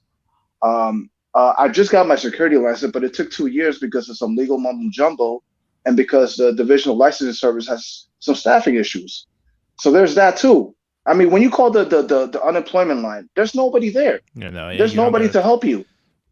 No, it's horrible. I was on unemployment when everybody shut down. And look, it's a nightmare everywhere you go in New York. I'm sure it's true all over the place. And so I think you're right. All these questions. Conversation. No, it'll never be part of the conversation. It will just never be that way. And I think that's a good point, Virtuoso, that Adam set himself up for this. Look, so are the GOPers, by the way. Like the Republicans are setting themselves up to fail also because they're not going to be able to keep a lid on crime either. You can't. You cannot. Society is too far gone. They will at least. New York City is already a police state, and yet we still have crime. It's like they only solve less than 1% of violent crimes. Yeah, no, I mean it's a terrible situation, and I'm taking Hochul for the win. I think it's going to be very, very close, though. I don't think we're going to get a call on this for a couple hours after the polls close. In order for Zeldin to win New York, he has to turn New York City red. And that's not going to happen. Well, he doesn't have to turn it red, but he's got to keep the margins under control and run up the score up like in areas like where I am. Most of New York State is red. So if you can keep the margins under control in New York, or if turnout for Hochul is suppressed in New York, which early voting numbers seem to indicate it might be. Like I said, it's tough to tell because you really can't use 2020 as any sort of reference point because there was a record early voting in 2020 because there were, people didn't want to, flood a crowded voting room, in November. So we'll have to see, but I think it's going to be very, very close. I'm going to take Hochul for the win. I'm assuming Russell is and Anais is as well. I think there'll be a late surge, on election day. I think that's when people are going to come out. An upset would not shock me. I agree. I think, you got to kind of call it for Hochul, but like a very tight race, right? Very tight, like less than less than 1%. Yeah, I don't know about less than 1. I'm gonna say. I mean, now we're getting really into the weeds. I'll say she'll win by about 4. She'll win by 3 or 4. 5%. Oh yeah, you give her 3 or 4. Yeah, but I think that won't be. But the reason I say it's going to be a late night voting, you vote count wise, is because all the votes are going to have to come in from New York City before we get that margin. All right, Virtuoso, what I'm going to do is I'm going to mute you and remove you. You can still watch from the meeting room. If you want to talk again, just unmute your mic. Absolutely. All right, bud? All right, thank you, man. It was great to meet you, man. Thank you. Yeah, thanks for coming. Thanks for coming out. Absolutely. Oregon? Next, not yet Oregon. Okay, so this is an interesting one. Michigan. Oh, yeah. The Michigan governor's race between Gretchen Whitmer and Tudor Dixon. I'll put that up on the screen so we could see where that stands right now. Whitmer with a lead of 4.2 in the average. There's this Detroit Free Press poll that came out that seems to be an outlier that had her at plus 11 about a week ago. Recent polls obviously have it much, much tighter. You had Tudor Dixon campaigning in Dearborn on the, social issues that, Russell was talking about, getting the crowd all riled up. It's sick. It's degenerate and sick. She had Savage with her over there, getting the crowd riled up about that stuff. But no, he wasn't actually there. I'm sorry. But yeah, so you have a race that is obviously much tighter here. If you look at the trajectory of the race, Whitmer was doing surprisingly well. I mean, this was a race that a year ago I would have said Whitmer's toast. She's got no chance to hold a Democratic governor seat in Michigan in a red wave year. She's held on, and I am going to take her to win. I'm actually gonna predict that Gretchen Whitmer is going to hold that governor's mansion. And this is a prediction that I could not have imagined making a year ago. But I think because there's no Senate race there, because there's not going to be any risk of, ballot splitting, right? Like sometimes sometimes a popular Senate candidate can carry a governor candidate over the line, right? Because people go and they vote for one, and while they're there, they vote for the other. There's not that dynamic there. This is just her versus Dixon. She seems to have a lead that's slightly beyond the margin of error. And again, it would not shock me at all if she blows it, but I'm going to take Whitmer. Okay. I predict Whitmer also. The big issue there has been lockdown, school closures. Tudor Dixon, has built her candidacy on that. And as I don't know how many children she has, I can't remember anymore, but typically they tend to have they'll say oh, I'm the mother of 5. These Republicans spawn of Sarah Palin, of whom we now have hundreds all over the political landscape. There's so many of them. They're all mother of X number of children. And the way they present themselves is, and these, they're not like Sarah Palin, right, in terms of intelligence and ability to express themselves and so on. Tudor Dixon is just one of them, but there are others, like Tiffany Smiley in Washington, the super white, this is whiteness times 100. And that also has happened with, in the wake of Trump, these female candidates who present themselves. It sounds so reasonable, right? They could be talking about apocalyptic shit, but they just sound so reasonable. I'm mama bear. I have children, and I'm worried about my kids, and but what are they really saying? Tudor Dixon is not as extreme because she is in Michigan, which I guess so it's not like some of the crazies I've seen on the West Coast. But I don't think in the end she can pull it off. I think Whitmer will win. And I was wondering, why did you think she was toast a year ago, though, Keaton? What, is it because of the lockdown reaction?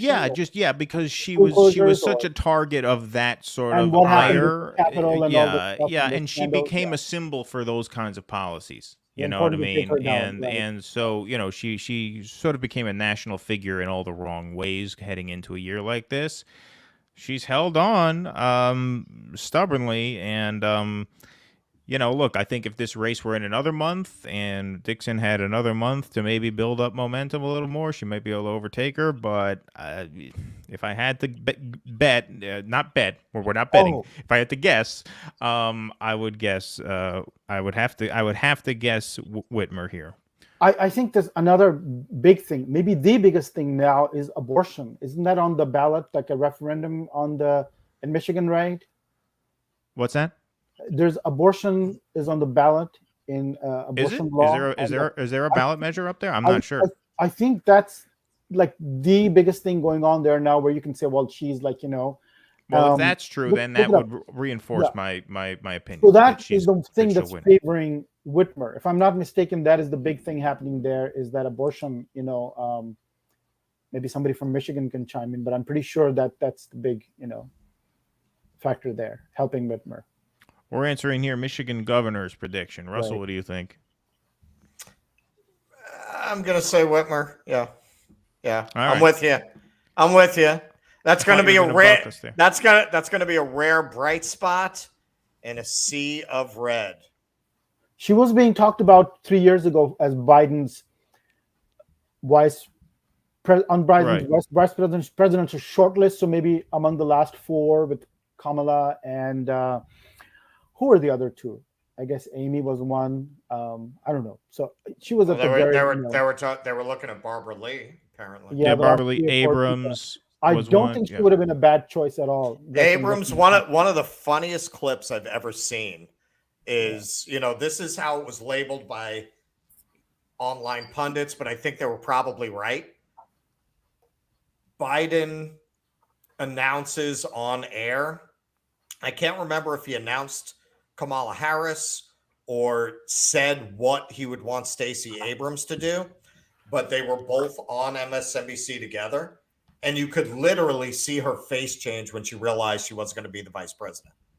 Like, he said something like that he was going to make an announcement or something. I remember that. Yeah. And like she did not have the poker face. Right, because she didn't get the call, and she's like, "Oh, well, if he called somebody, it must not be me." Right? Yeah, like her whole face just crumbled on TV. It was hilarious. Anyway, I think Whitner would not have been a bad choice at all because she is a governor, not a senator, and she seems to have more political skills than Kamala has been showing lately. Although Kamala was Kamala is a sociopath. She doesn't understand human behavior well enough to simulate it, so she keeps going off script. I have observed humans laughing in such situations as these. She's fucking nuts. It happens when you're a vice president. She wasn't so bad when she was in the Senate. It happens when you're. It happens when you're. She was. Have you ever seen her fucking? Have you ever seen her brilliant stand-up bit about locking up parents for truancy? It wasn't becoming vice president. She was always a fucking psycho. I think Tulsi traumatized her, and she's never recovered. What traumatized her? Tulsi just basically. Well, this is before Tulsi. It was before Tulsi. Before Tulsi, she looked fine. Maybe it was Willie Brown. Who knows what that freak was into? Yeah, I think Kamala's always had some pretty lousy skills. I don't think. She was always a I don't weirdo. think. Yeah, I think that was always something that was never going to happen. In fact, that could be the firm because you need 3 for a firm: O'Rourke, Harris, Abrams. There you go. Boom. All right, here comes a really tough one. Tim Michel's, as I like to call him, because Michaels is with an A. Michaels is spelled with an A. He wants to spell it like that. I'll read it the way it's spelled. It's Tim Michel's, even though he says it's Michaels. Versus Tony Evers, the incumbent Democrat. This is a really tough one. Anise, what do you think about this one? See if you could persuade me. I'm on the fence even now. It's hard to come up with one. Here's where I'm going to start going against my own predictions that I've made, just to make it interesting for myself tonight. Because I've been predicting all year, long before other people were saying this red wave. I thought that all these so-called bad candidates, I've been telling you for a long time now, Herschel Walker, Oz, I thought that they would all win. It would be a sweep. And I thought that inflation, which seemed clear to me at the beginning of the year, was going to be a huge problem and not easily resolved. This is when they were talking about inflation being transitory, right? Earlier in the year. And I didn't think it was going to be.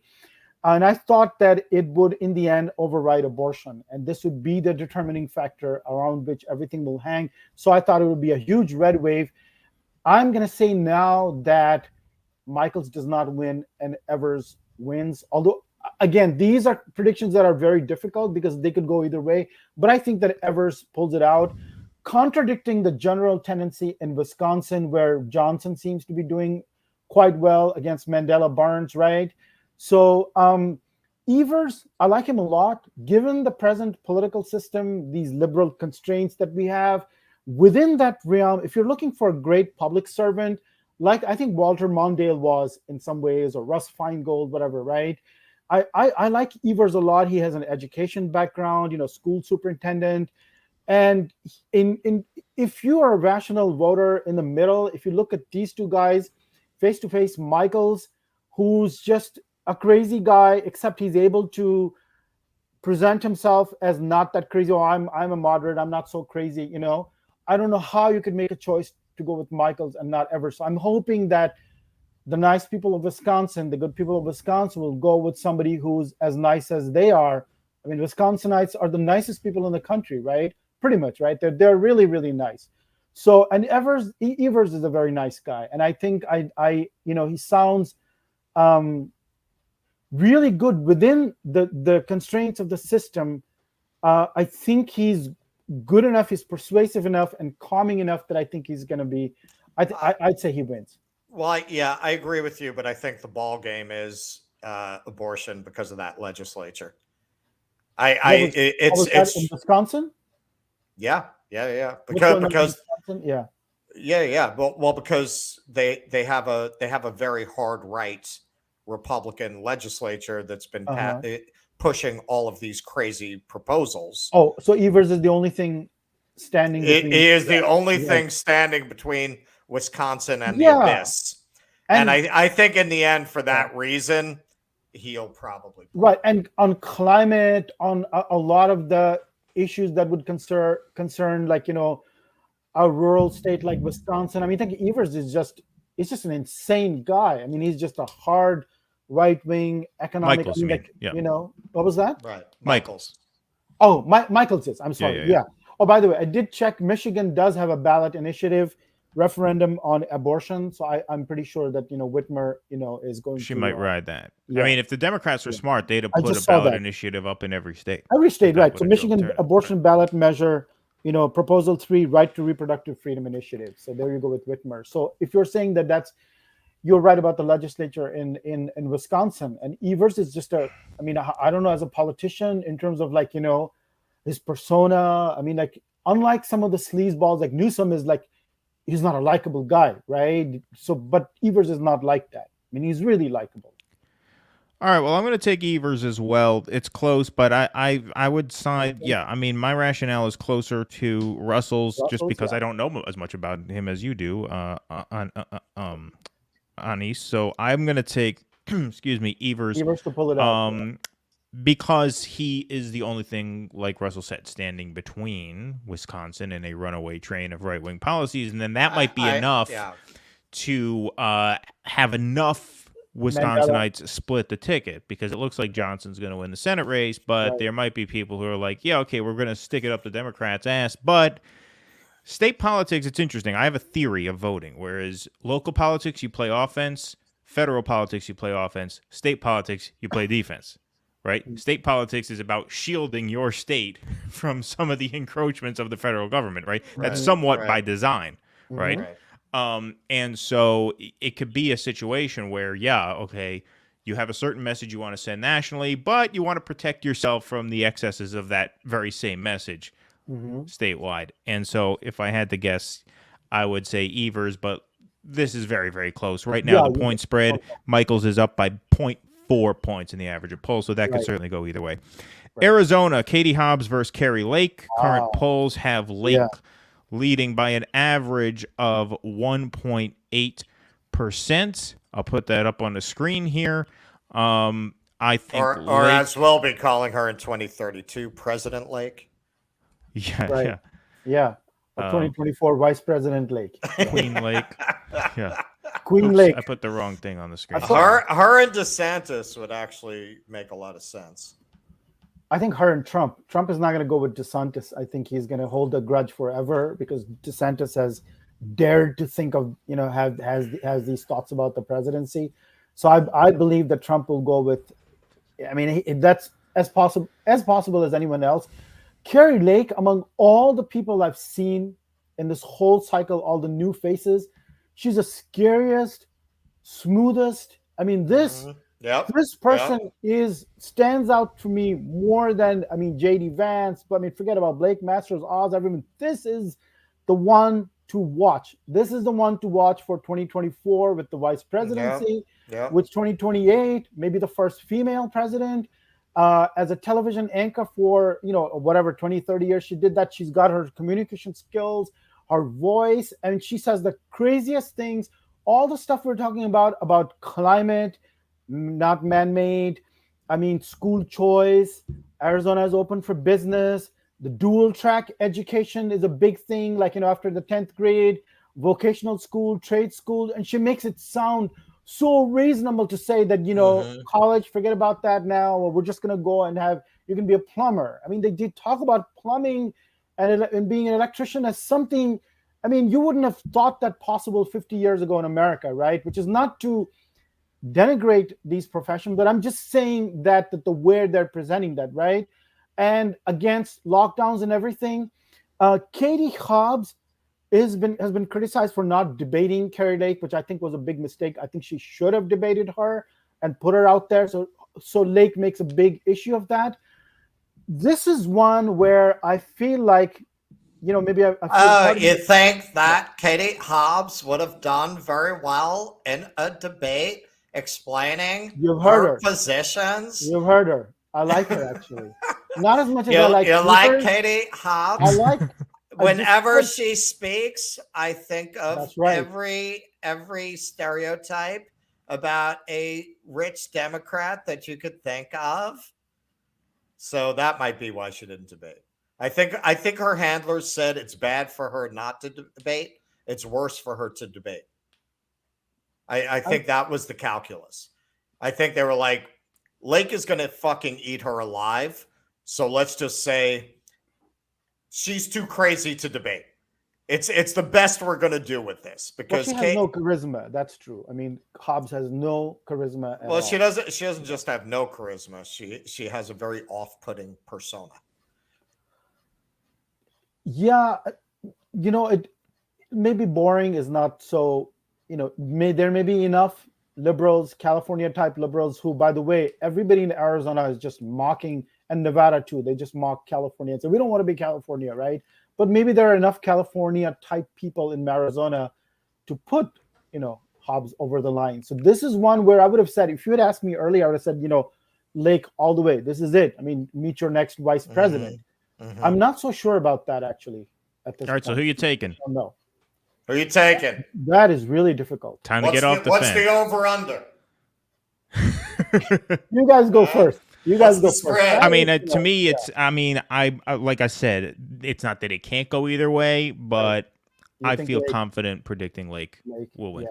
I think she's just more of a force. Yep. Yeah, and with her fentanyl border, this is the big thing in Arizona is the border, which is the biggest thing, right? More than because that's how they tie in the immigration and crime and everything in fentanyl or fentanyl. Well, also just, I mean, if we just look at numbers, I mean, she's been consistently up. Yeah.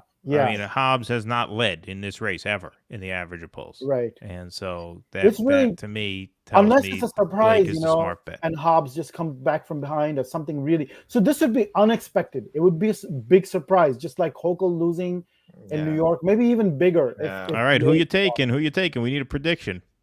We need it on tape. I'll have to go with. Oh my God! I guess I'll have to go with Lake. Yeah, I can't I can't go. So far, we have not disagreed. Yeah. Nobody has disagreed yet. All right, this one we might. This is a tough one. This is a really, really tough one. This is one of the toughest races to call in the between the governor and the Senate race, and that is the Oregon governor's race. Yeah. What makes this really tough is that this is statistically, according to the average of recent polls, tied. Literally, mathematically tied between Christine Drazan, Tina Kotek, the Democrat, and Betsy Johnson, who is running as an independent. All right, so I'll go out on a limb here. I'll go first. This is very, very difficult. But I think what's going to happen, my gut tells me this. And, I have chronic IBS, so my gut is not the most reliable of guts. Thanks for sharing that. Yeah. But, Yeah, fucking Anise was supposed to bring the whiteboard. We told him to bring the whiteboard. Well, we have this all on the tape. I know we just couldn't do trust me. We're getting all of our graphics ready for Tuesday night. We will bring the graphics on Tuesday night. We need to be better prepared on Tuesday. We will be. We will be. I'm going to be. I will prepare all our graphics on Tuesday night. Right. Right. Yeah. Absolutely. I think what's going to happen here, my gut tells me that Betsy Johnson vote is going to come in lower than the polls are saying. Because I just think in a year where the stakes are perceived as being so high, I don't think there are going to be double-digit voters voting for an independent with no chance to win. Now, Johnson seems pretty right-wing to me. Anti-lockdown, pro-gun, pro-landlord, right? Well, landlord, right. Right. Yeah. I mean, she seems very right wing, very tough on crime, anti-drug, all this stuff. She is pro-choice though, and it seems to me like Johnson is running as the common sense Democrat versus the far left Democrat, right? Independent. Right. Well, I mean, but independent because the Democrats are too far left, right? Like that's why she's running as an independent. That's her whole rationale. And so it seems kind of strange to me. It seems difficult to tell, okay, is she going to take more from Drazen or more from Kotek? Because she seems policy-wise to be more in the Republican lane than in the Democrat lane. Mm-hmm. But people know her as a former Democrat, pro-choice.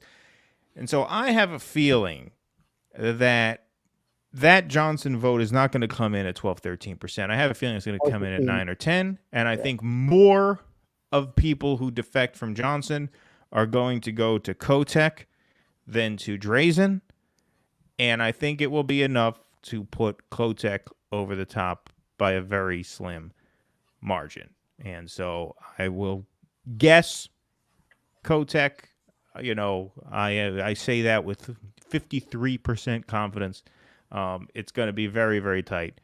But that's what my gut says. And, you use like the Evan McMullen model in Utah. McMullen ran in 2016 as an independent in the state of Utah, thinking that he would take votes from Trump and give Hillary a chance to win Utah with like 35 points. And in polling, it looked like it was a close three-way race, Trump, McMullen. They were each polling around 35%. And then on election night, McMullen's support tanked. Trump won 45% of the vote. Hillary had 25. Mullen had 21. So I think at the last minute, a lot of conservatives in Utah thought, you know what, we don't want Clinton to win. We're just going to vote with Trump. I think the same thing could happen here, where enough of those third-party voters defect to Kotek, and I'll guess Kotek for the win. Well, I would have to agree with that for exactly the same reasons. I went through the same thought process. So at first, so this is going against my predictions earlier, and I did not do that with Lake, but here I will. I will go with Kotek because of the same kind of reasoning. And again, going back to the beginning of the show, what we were saying about where we were 3 years ago, and had it not been for the Portland occupation and the homelessness, and Trump was threatening with like, I'm going to send in the National Guard or whatever, and that extended preoccupation right, which then created a situation to open up this whole thing to, we got to be more pro-business now. And then they bring in, okay, we have to overturn Oregon's environmental, policies and climate, and we can't be just ahead of the country on all the stuff. So they've opened up all this stuff. And Bessie Johnson is the Phil Knight sponsored or funded candidate, right? Nike founder. So, and her whole shtick is, well, I'm going to be, again, without the pandemic, without this Portland occupation, I don't think this thing ever would have even happened, right? So they tap into this kind of fear and anxiety, and they build this candidate, Drazen, who wants to bring in a whole right-wing attitude, like complete deregulation, privatization. Oh my God, it's going to be horrible. So the theory was, people were thinking that Johnson takes 15%, and that's what she was polling at, and she would take mostly from Kotek. But I believe that Oregon, just like I'm hoping for Wisconsin, I think Oregon is still, I think it's too sensible to go for someone like Drazen, despite her, I'm a mother of five persona, the usual soft-spoken thing, right? I think in the end, Kotek will just barely win. So I'll go with that. I agree with that, your analysis. Yeah. We have our first disagreement, gentlemen. It's a all very right. We have our first disagreements. Yep. I'm saying Drazen. Okay. Kotek just sounds too much like Kotex. Also, like Katie Hobbs. They look, I don't know. I mean, like Katie Hobbs too. No charisma. Yeah. Yeah, and it's that kind of cogent analysis that people come to us for. Sure. Yeah. No, seriously. I had that thought, but I didn't express it. So thanks so much for verbalizing what that's my role here. Yeah. I am your unrestrained id, Anise. Yes. I no, in all seriousness, I think that Portland is one of those places like LA where people have fucking had it. And I think that is going to be that's the reaction. That's in the air in Oregon. Mm-hmm. There is this major cultural backlash that has been brewing there for several years. Mm-hmm. And for that reason, I believe Drazen is going to win. Quite possibly. It could go, yeah. It's possible, yeah. I mean, it's very, very close. This is really difficult because I don't know who is going to right now they're showing a dead heat in the poll. Yeah. The way that I read that state, from everything that I know, there's a big anti-left backlash sitting there under the surface that's been waiting to erupt. And it's about drugs now. About legalized drugs. It's about all those things, It's not just It's about fucking, trash cans and trash cans and trash cans full of needles that they're picking up off the fucking streets. Like it's gone off the rails, man. It's gone off the rails. And the reference point is always California. So Oregon, Washington, and there are some House races in California for the first time in forever, where the West Coast now is suddenly there's a crack there. There's an opening there. There's no longer this wall, right? So that's in and of itself is interesting. If they even come close, they're going to build on that. I mean, look, Oregon is not a 70-30 Democrat state or 60-40 Democrat state. Oregon is about, a 56-44, you know what I mean? So, dynamics being what they are, it can swing. All right, that's it for the governor's races. Let's do the Senate races, shall we? For another 2.5 hours. We'll be off by midnight. We're giving the people their money's worth. And now that I think of it, Dieter McBusiness, yo, man, get this party started. Super chat us, you rich wasp motherfucker. I just realized nobody super chatted us all night. You cheap fucks. I'm not even going to go to the sound clip. I was going to say, you have a sound drop for it. Yeah. I have a sound drop. I'm just going to say Tip jar is out, folks. And patreon.com/DoDissidents helps us keep the show going. If you can sign up there and support us. Even if you can't go to Patreon, go to DoDissidents.substack.com. I'll put the link right here. And look, you guys have been so generous. I'm getting used to a better class of hooker. I can't go back. Layla's fourth glass of wine just poured. You stuck with us the whole time, Layla. Thank you so much. Hey, is it Layla or Lila? I'm not sure. But Lila, you're a podcaster. We're lining up guests for election night. So if you want to call in, we're booking guests in like 30-minute slots. I got to look at what we have available. We have most of the night free. So if you want to call in and join the show on election night for a little while, you're welcome to do that. You know Lila, who? That's what it is. Lila. Mansa, you know who else had an 80% prediction in the New York Times to win the night before the election? It was 97%. Yeah, it was more than that. It was about 97. Wasn't it 80%? Yeah. No, for Hillary, it was in the 90s. Oh, was it in the 90s? Yeah. Wow. I thought it was 80. As close to 100 as they could get without sounding ridiculous. All right, great. So, Lila, if you would love that, just send us an email. I'm going to post our email address. It's just dodissidents@gmail.com. But send us an email and we'll work out a time. I just have to check what times I have. I think any time after 9 we have, or 9:30. I have to check, but send us an email and we'll make that happen.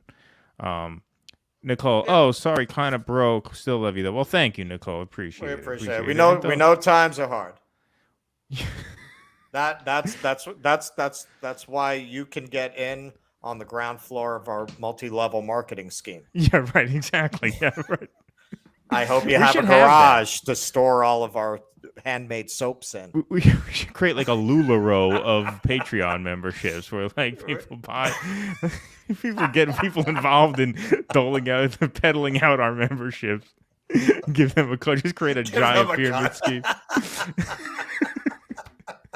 And then we'll create a digital currency around it.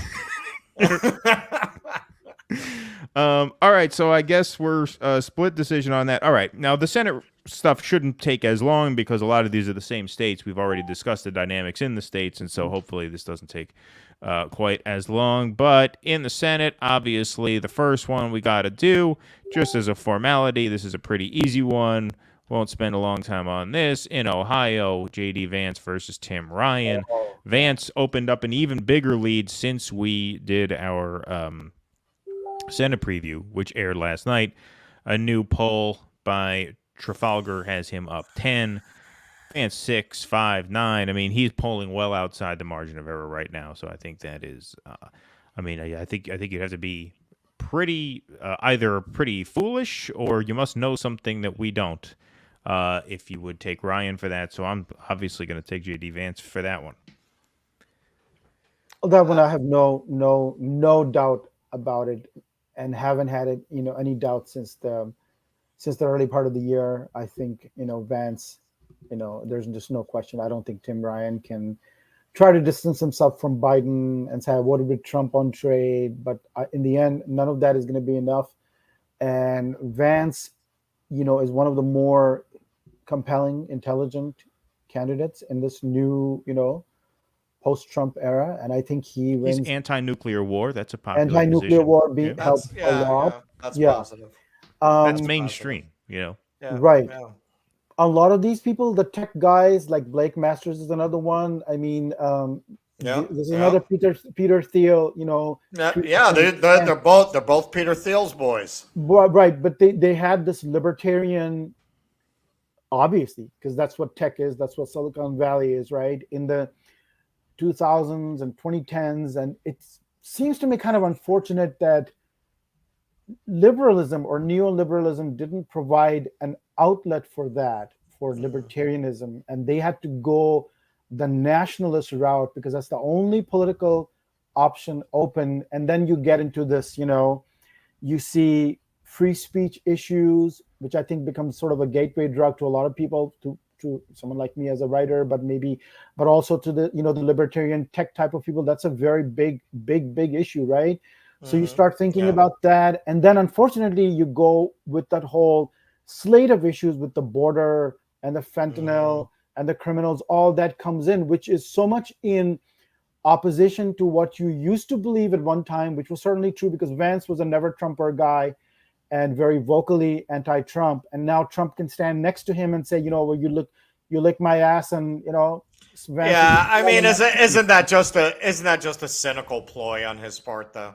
Like, is he a real convert, or is he the Nazi who behind the scenes says the Fuhrer is a fucking maniac, but hey, he's our maniac. Just to get into the Senate, and then he's gonna. Yeah. I mean, that's the impression I get of Vance. Yeah, like, we'll get a better Fuhrer. Look, a lot of these new right guys are basically, to me, they're like the men in A Handmaid's Tale before the revolution. They're what these guys were like young before. They're the intellectual fathers of this right wing kind of fascist nationalist state that I think we're going to be living in later on. You look at these guys like Vance, you look at these guys like DeSantis, they're going to be the architects of the America we're going to be living in later. And it's going to be essentially a fascist state with kind of like show elections like the Romans had for a long time after they were no longer a republic. I think as of Tuesday, we enter officially the post-Trump era. Regardless of whether Trump enters for 2024, it is because all these people, prominent people, right? Maybe Drazen or maybe, certainly Vance. I mean, there's going to be a whole bunch of people. It's not just Sarah Palin or Michelle Bachmann or Marjorie Taylor Greene or who was that Madison Cawthorn, right, who lost, right? It's going to be a whole bunch of people who are coming in with this America First nationalist ideology. You cannot dismiss them. Some people are not as smart as others, like Herschel Walker. Others are quite smart. And Vance is one of those, up there with the smarter, bunch of people. So, yeah, I mean, look, sorry, go ahead. No, go ahead. Yeah, he's going to be one of the architects of the new state. Well, this is something that I was going to bring up when we were talking about the New York race, and it's something that struck me watching the debate between Hochul and Zeldin, and even the debate between Vance and Ryan, is that the Democrats are just so flat when you watch a Democrat speak at a debate or a rally, they really haven't said anything new except for like Bernie, right? But other than that, and even like Warren and some of the like more progressives, right? But like guys like Tim Ryan, Kathy Hochul, Hobbs. I mean, look at them. It's the same. They are saying the same things that Democrats have been saying since as long as I've been alive. It's always the same thing. We believe in a woman's right to choose. We believe that climate change is real. That's still their line, is that climate change is real. They haven't moved on to saying what they'll do about it because they're not for banning fracking, stuff like that. Like, it's the same because it's about cultural signaling to their base more than it's about solving. Well, there's no. But what I'm saying is on the Republican side, you can contrast that with on the Republican side, they're actually talking about things that are happening, right? However big a problem we think that fentanyl is, and I'm not informed enough about this to say it's not a problem. I'm sure to a parent who's lost a child to a fentanyl overdose, it's a big problem, right? So I'm not judging anybody for that. But I'm just saying, you might be uncomfortable about Vance bringing this up all the time, or about, people saying, oh, there's going to be fentanyl in your Halloween candy, right? Whatever. Fentanyl is a thing that is of this moment. It's of this year. It's a problem that people are experiencing. Gay issue of 2004. It'll go away. Just like the gays in 2004. But it's happening. It's happening now. And they're speaking to it. The Democrats don't speak to any specific problems. They're just a talking point machine. It just feels like they are just pulled out of a time capsule from 1998. It's the same shit. And so there's no forward momentum in that party. There just isn't. Whereas in the Republican Party, like, you can see ideas forming. That's what Russell's talking about, right? These are the thought leaders of a new right, the pre-Handmaid's Tale. There are thoughts formed. There's a vision being formulated there. There's nothing on the Democratic side that could match that. They have a vision of a post-democratic society, right? And they are articulating it, and they are formulating it. Democratic in both ways. They are having meetings, and they're having conventions with a lot of intellectual ferment, which it's what they're contemplating. Which is terrifying. Is reflected in their incredible but they're thinking. Yeah. And they're all united on the same fucking message in 2012, 22, all of them. So they've talked about it. They've all talked about it, and they have been how are we going to do this? How do we play this in Arizona versus New York? Okay, this is the basic message. We're not going to change from that, but here you can alter it in this way. And the Democrats, these are good public servants, like Patty Murray is a really nice person. Tom Evers, I mentioned, right? They're cool people. I even like Katie Hobbs, even though I know you don't, Russell. But okay, there's you can see that. I'm sorry about firing the black woman. I realize now that it was wrong, and Russell is I am privileged. Completely prepared. Yes. I need to talk less and listen more.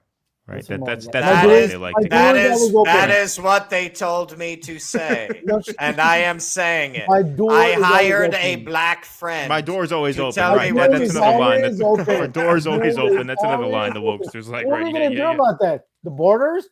My door is always open. Oh, wait. No, that's the wrong answer to that particular question. Right. The door is not open with the border. I see my privilege. All right, let's keep it moving. Yeah. Shall we? So, Sorry, go ahead. Let's move along, man.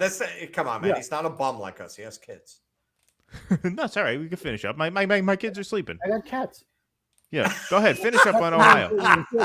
Yeah. Did you have anything else to say on Ohio? No, I think I'm gonna bring home government subsidies for lead-lined bunkers to Ohio. In public discourse, there's no. In American public discourse, in all the institutions, right? There's no ideology. It's just like this issue, like abortion, and then there's this thing, and gun control, and this, and what are you going to do about that, and whatever. And then when they go in, like Patty Murray is going to talk about inflation reduction, which is like incredibly useless, right?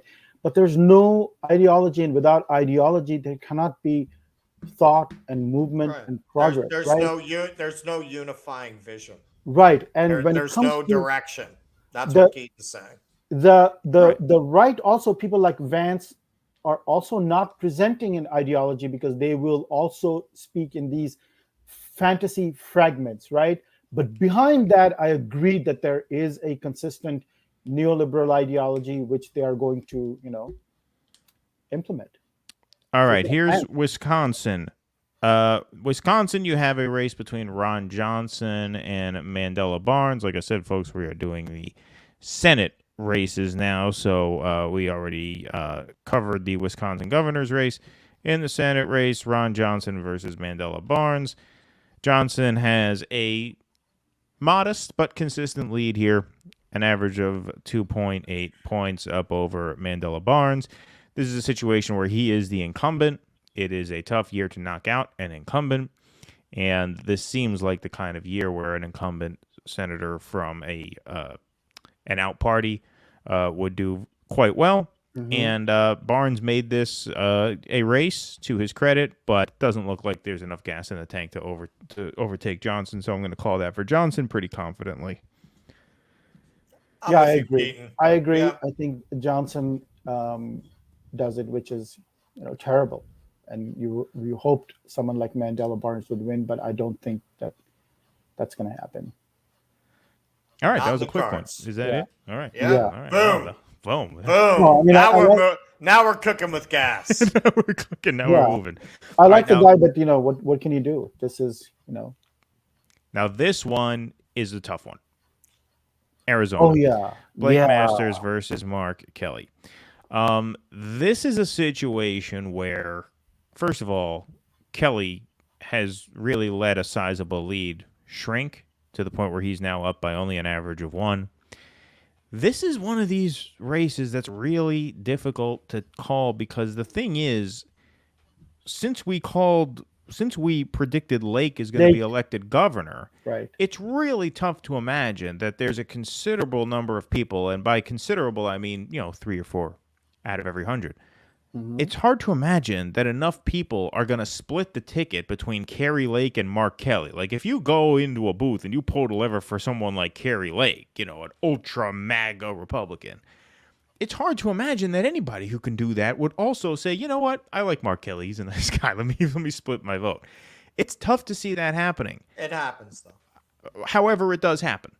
And there are certain phenomena that you just have to let be unexplained and just accept that, hey, people are complicated or people are simple. People might think Kari Lake is fun. They might like her, but they also might like Mark, right? He's a nice enough guy. His name's Mark. How bad could he be, right? He's a Mark. He's a Mark. And so this is really, really difficult, but I am going to predict Kelly hangs on here, and the reason I'm going to predict it also is because Masters has not caught on in the way that a lot of these other MAGA Republicans have.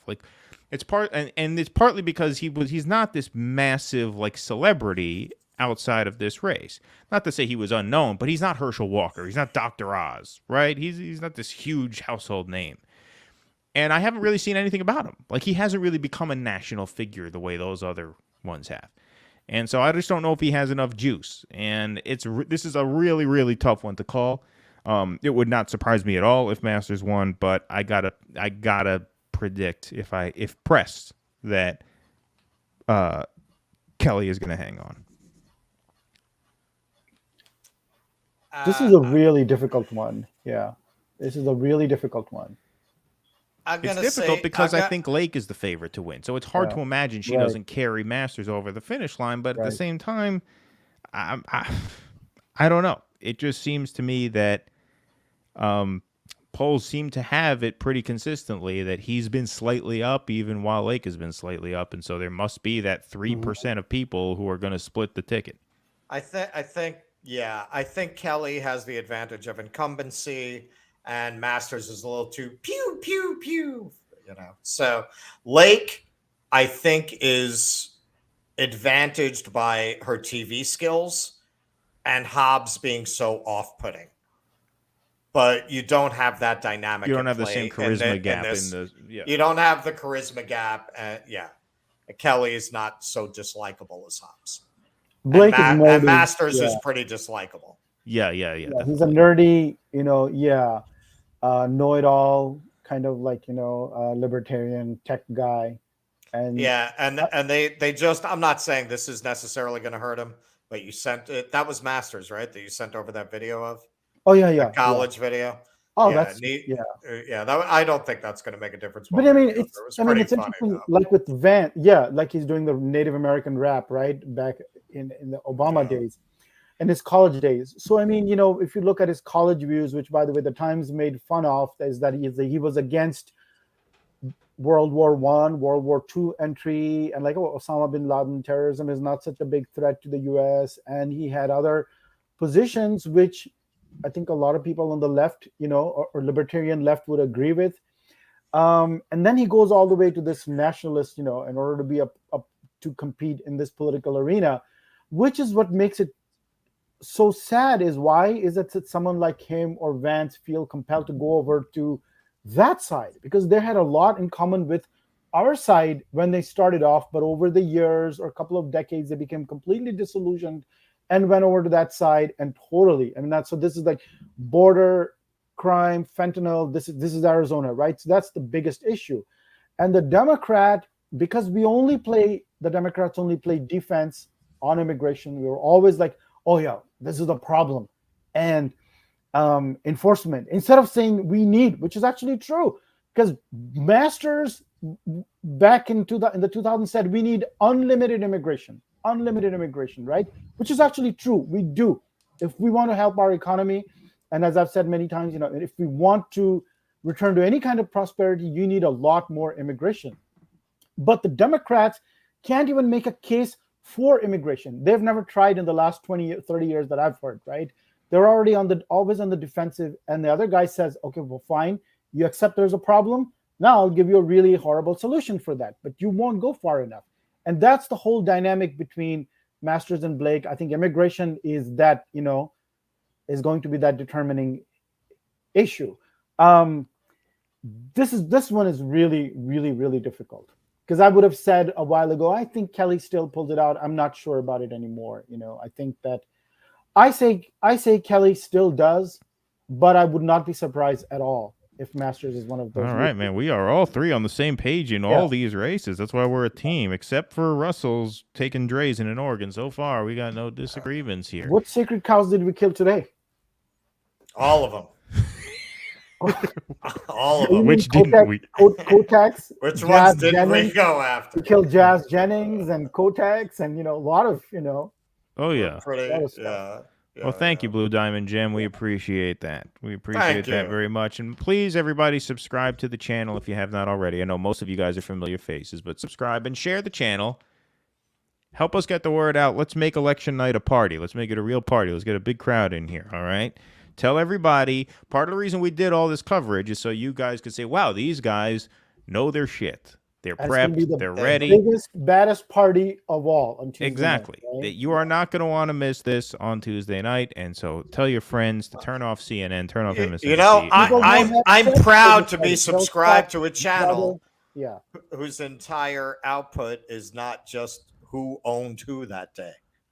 Right. We thought this is our opportunity to show some of our chops, and so we hope we're doing a good job for you guys. Thank you guys for staying up with us. This was supposed to be a short show, but it didn't turn out that way. That's all right. People seem to be entertained. People seem to be hanging out. Lila has 4 glasses of wine in her. That's right. You're right. Just kick back and listen. The drunker you get, the better our predictions are. Well, yeah. Well, that's true. That's absolutely true. The drunker you get, the better this fucking show is. Yeah. You need to be on fentanyl. Everybody needs to you got free fentanyl. Because nothing goes with 4 glasses of wine. That's the word of the Like fentanyl. A little fentanyl chaser. How do you pronounce the word? How do I pronounce what word? F-E-N-T-A-N. I'm so wasted.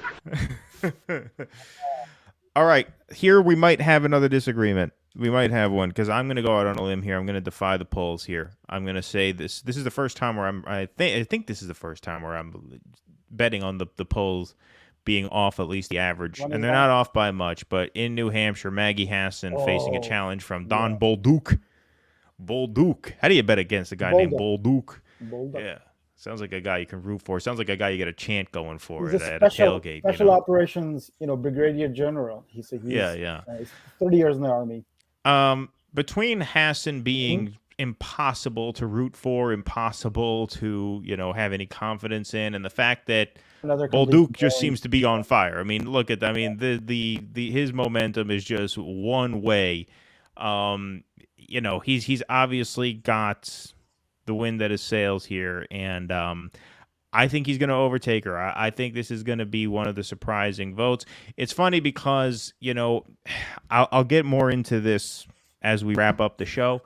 But I think generally speaking, one of the hidden narratives in this midterm cycle is going to be low black turnout. And I think states in which Democrats are most reliant on high black turnout are states where they're most likely not to do well. Now, obviously, black turnout is not much of an issue in New Hampshire. It's a very, very, very white state.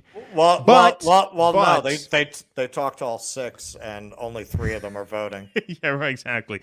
But New Hampshire is an edgy state. Trump came close in New Hampshire a couple of times.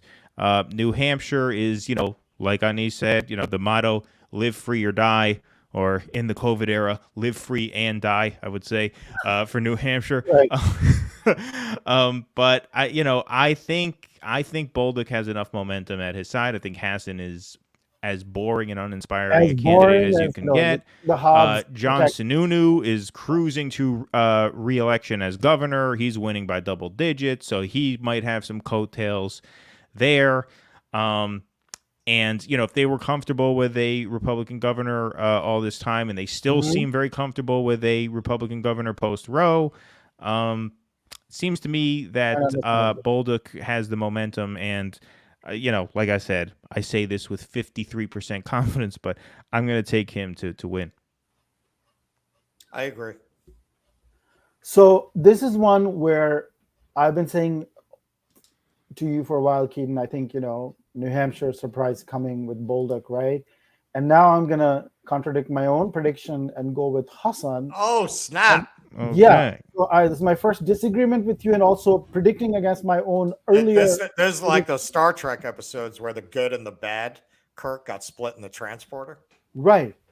It's Anis versus Anis. Anis versus Anis, exactly. Don't start with that sci-fi shit again. I'll turn this thing off. I'll end this show right now. Do not fuck with me on this. Yo, man, I dropped that reference because I knew Anis would get I know. Somebody in the comments said they love that science fiction. I know. Exactly. They told Keaton to shut up and get his shine box, man. All right. While we're broke, I'm just going to say, yes, SD. He says, I would like to see your musical artist cousin stop by for a convo sometime, Keaton. We're working on that. We're looking for the right complimentary guest to have. Right. We want to make it a bit of a forum/debate. Yeah. Exactly. And Dieter. Hey, there he is. He's coming up for you face-to-face on video Tuesday night. Yes, Dieter is a paid Substack subscriber. He will have call-in access to the show on Tuesday night. Okay. Dieter, if you have a show of your own, so if you want, we can pencil you in as an actual guest. So what we're going to do is we're going to have call-in lines open. But we're also going to have guests lined up. And we can only have so many people on the screen here at once Tuesday night because, as you can see, we're going to have graphics. It's going to get crowded. So we're trying to stagger the guests. So, Dieter, send us an email. You know the email, dudissidents@gmail.com. And we'll work out maybe a time that we'll just set aside for you if you want to call in a certain window. All right? So just, send us an email and we'll work that out. But yeah, I hope you all had time to find love before I block the sex bot again. Yeah.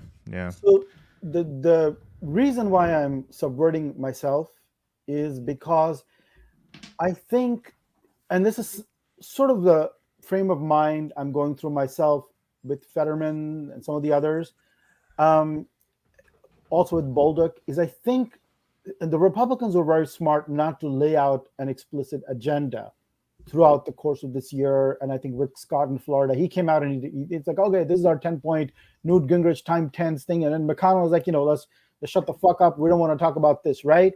But the Republicans have been doing so well the last few weeks that now this is my theory of it. And this is why I'm predicting in general, not as much of a red wave. Is it red? Yeah, red in the House as I thought earlier might happen, and also pulling back on some of the Senate and governors. Same with New Hampshire, because I think that you start thinking, okay, what happens? What do these guys do? And I think there has already been enough time, just in a week or two of this, people think, oh, okay, that's fine. That's Maggie Hassan. She's completely boring and everything. But what about this guy, Dan Bolduc? What about his, inflation? The only answer is like, energy independence, by which they mean like, forget climate. We're just going to drill. That's our answer to inflation. And you go down the line, they have these, one shot answers to all these things, right? So when you start, when that filters in a little bit, I think that's my hope. That's my theory. We'll know on Tuesday, right? That's already filtering in enough to help some of these liberal candidates, and I think that's might help. It might happen and might even help the boring people like Katie Hobbs and Maggie Hassan, who's incredibly boring. I mean, there's no question about that, right? And Bolduc, again, an extremist person, right? Really extreme in all his views, but he does try to come across as, I'm a New Hampshire independent, I'm a free thinker, I'm like one of you guys. So I'm gonna go with Hassan on that one, and go with my earlier instinct. What do you think, Russell? You're going with Bolduc, Mr. Bolduc?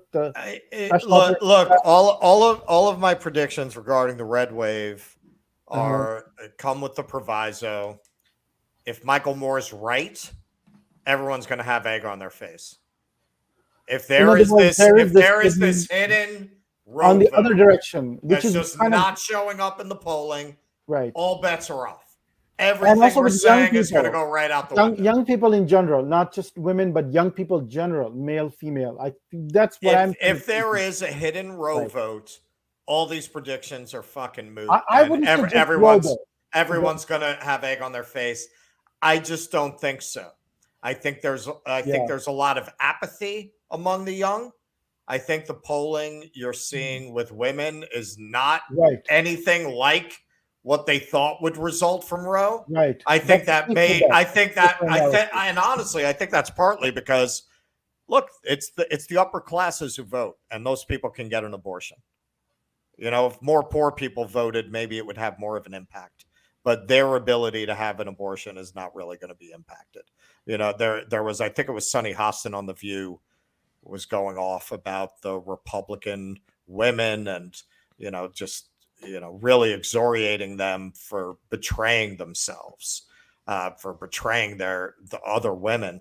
And I don't think they should. What's the big surprise, man? What? These women can't get an abortion? They're not going to be able to get it. They can get an abortion. They're fine. They're fine. As long as you don't pass a national ban, they can always go where they need to go to have an abortion.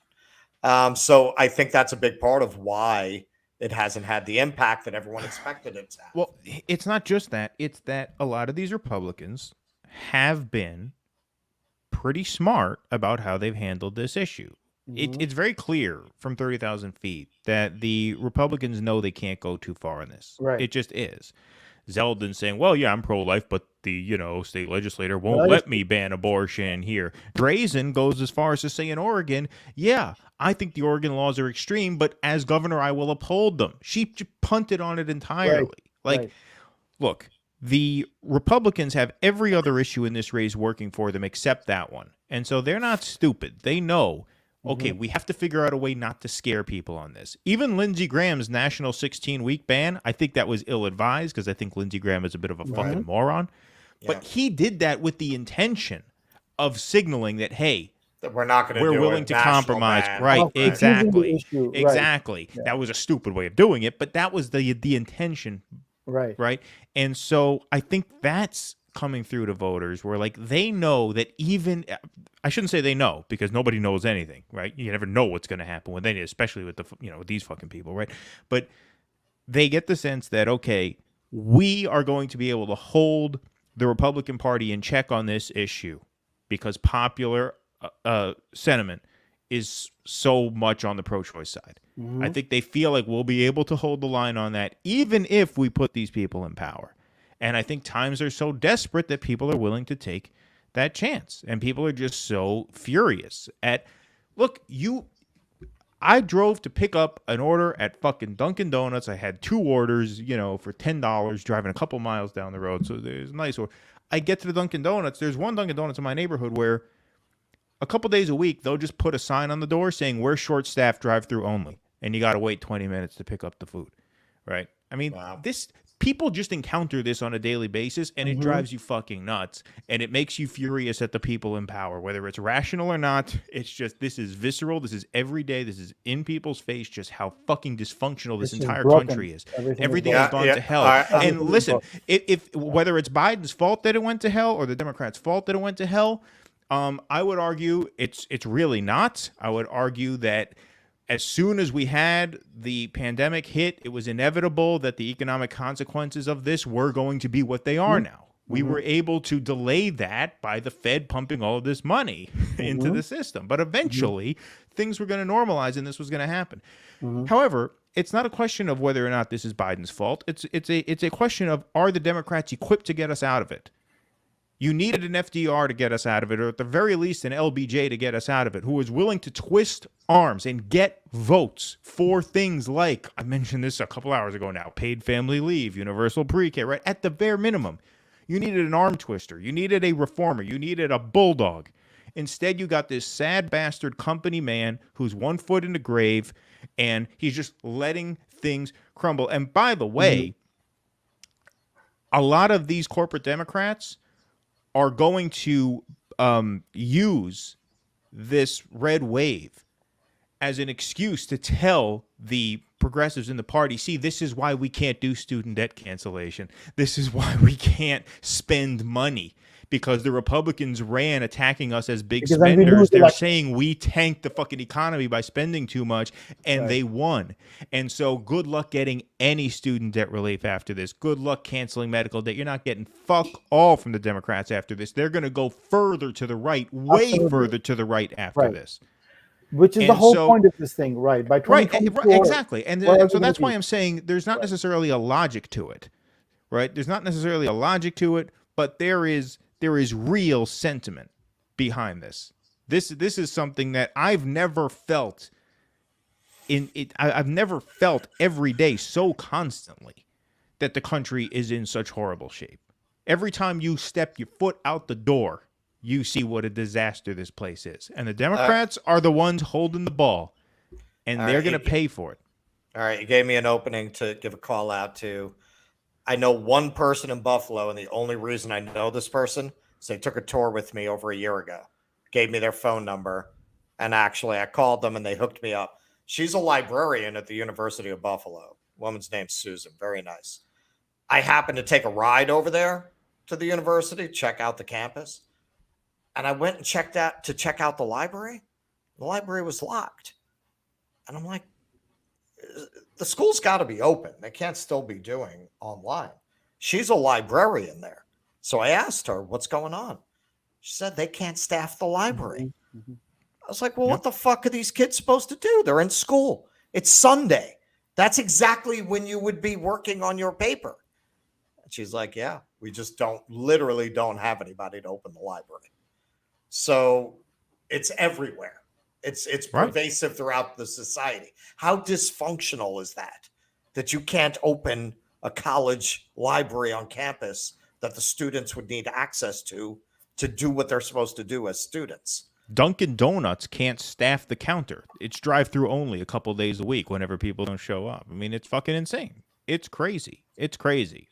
Do the Republicans have good answers for these? No. But they're not holding the ball.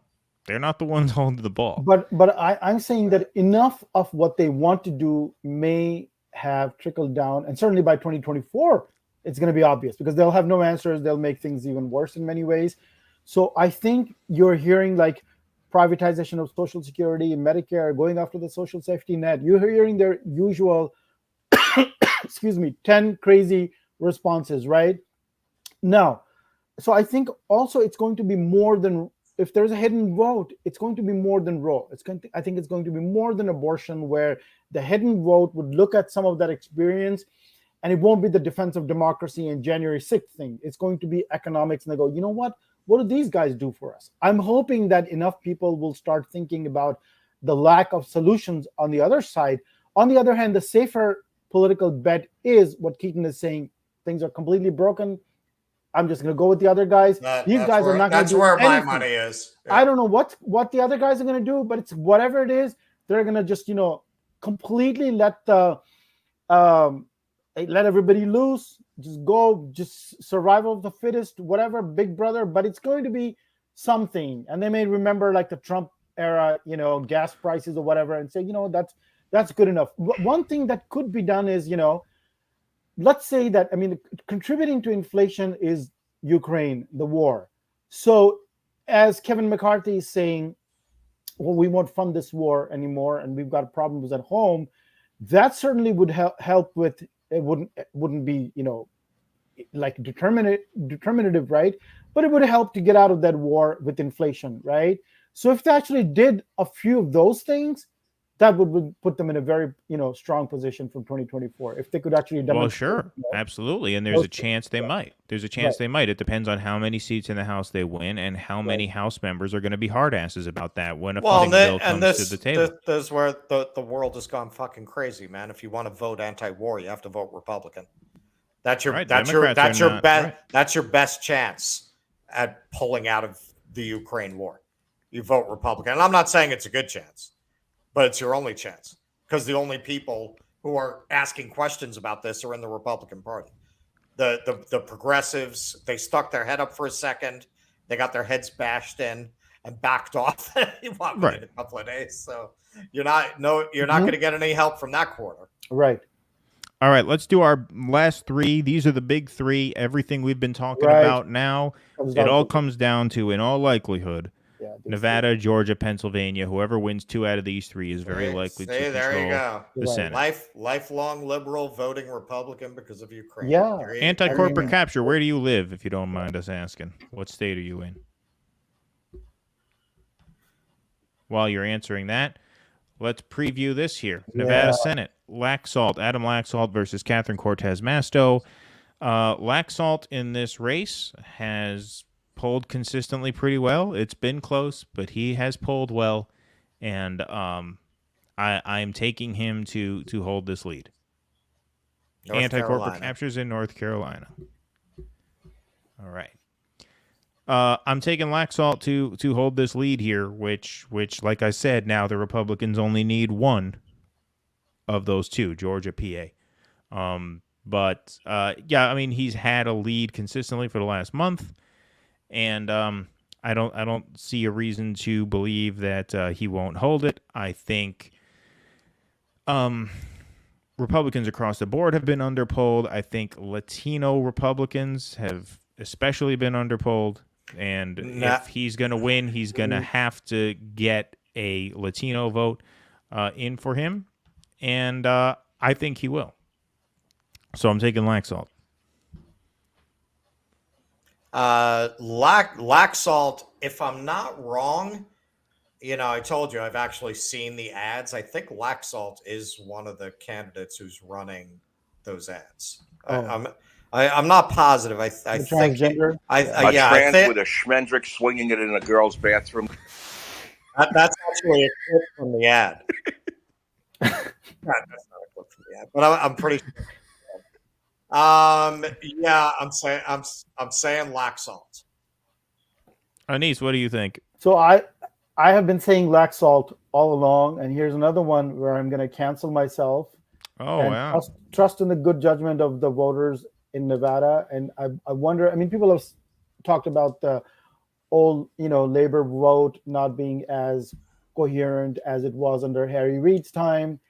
And there was a time when you could rely on the Latinos there, to come through for the Democrats. And you're right about the movement toward the Republicans in terms of Latinos and Asians and so on. But I think in the end, boring Catherine Cortez Masto, who maybe is she the most boring of them all, I don't know why. But I think that, same dynamics in place as in all these places with the border lockdowns, Nevada especially looking to Florida and DeSantis as the model rather than Newsom and California. So that's very explicitly in play, right? And I'm going to go with a big surprise there which I think everybody expects Laxalt to pick that one up, right? That's like that's the consensus. But I'm gonna. It's funny. Anis is especially hospitable towards the Democratic Party in these last couple of days. The more boring, the better. The more you're exposed to get exposed to people it's not like you. Hang on. So you're saying Laxalt is going to lose? Yeah, he's taking mass though. Yeah, that's what I'm saying. Although I have not been saying that for a long time, but tonight I am. Yeah, I think when you listen to great public servants like Evers and Hobbs and Kotak, it does something to you, man.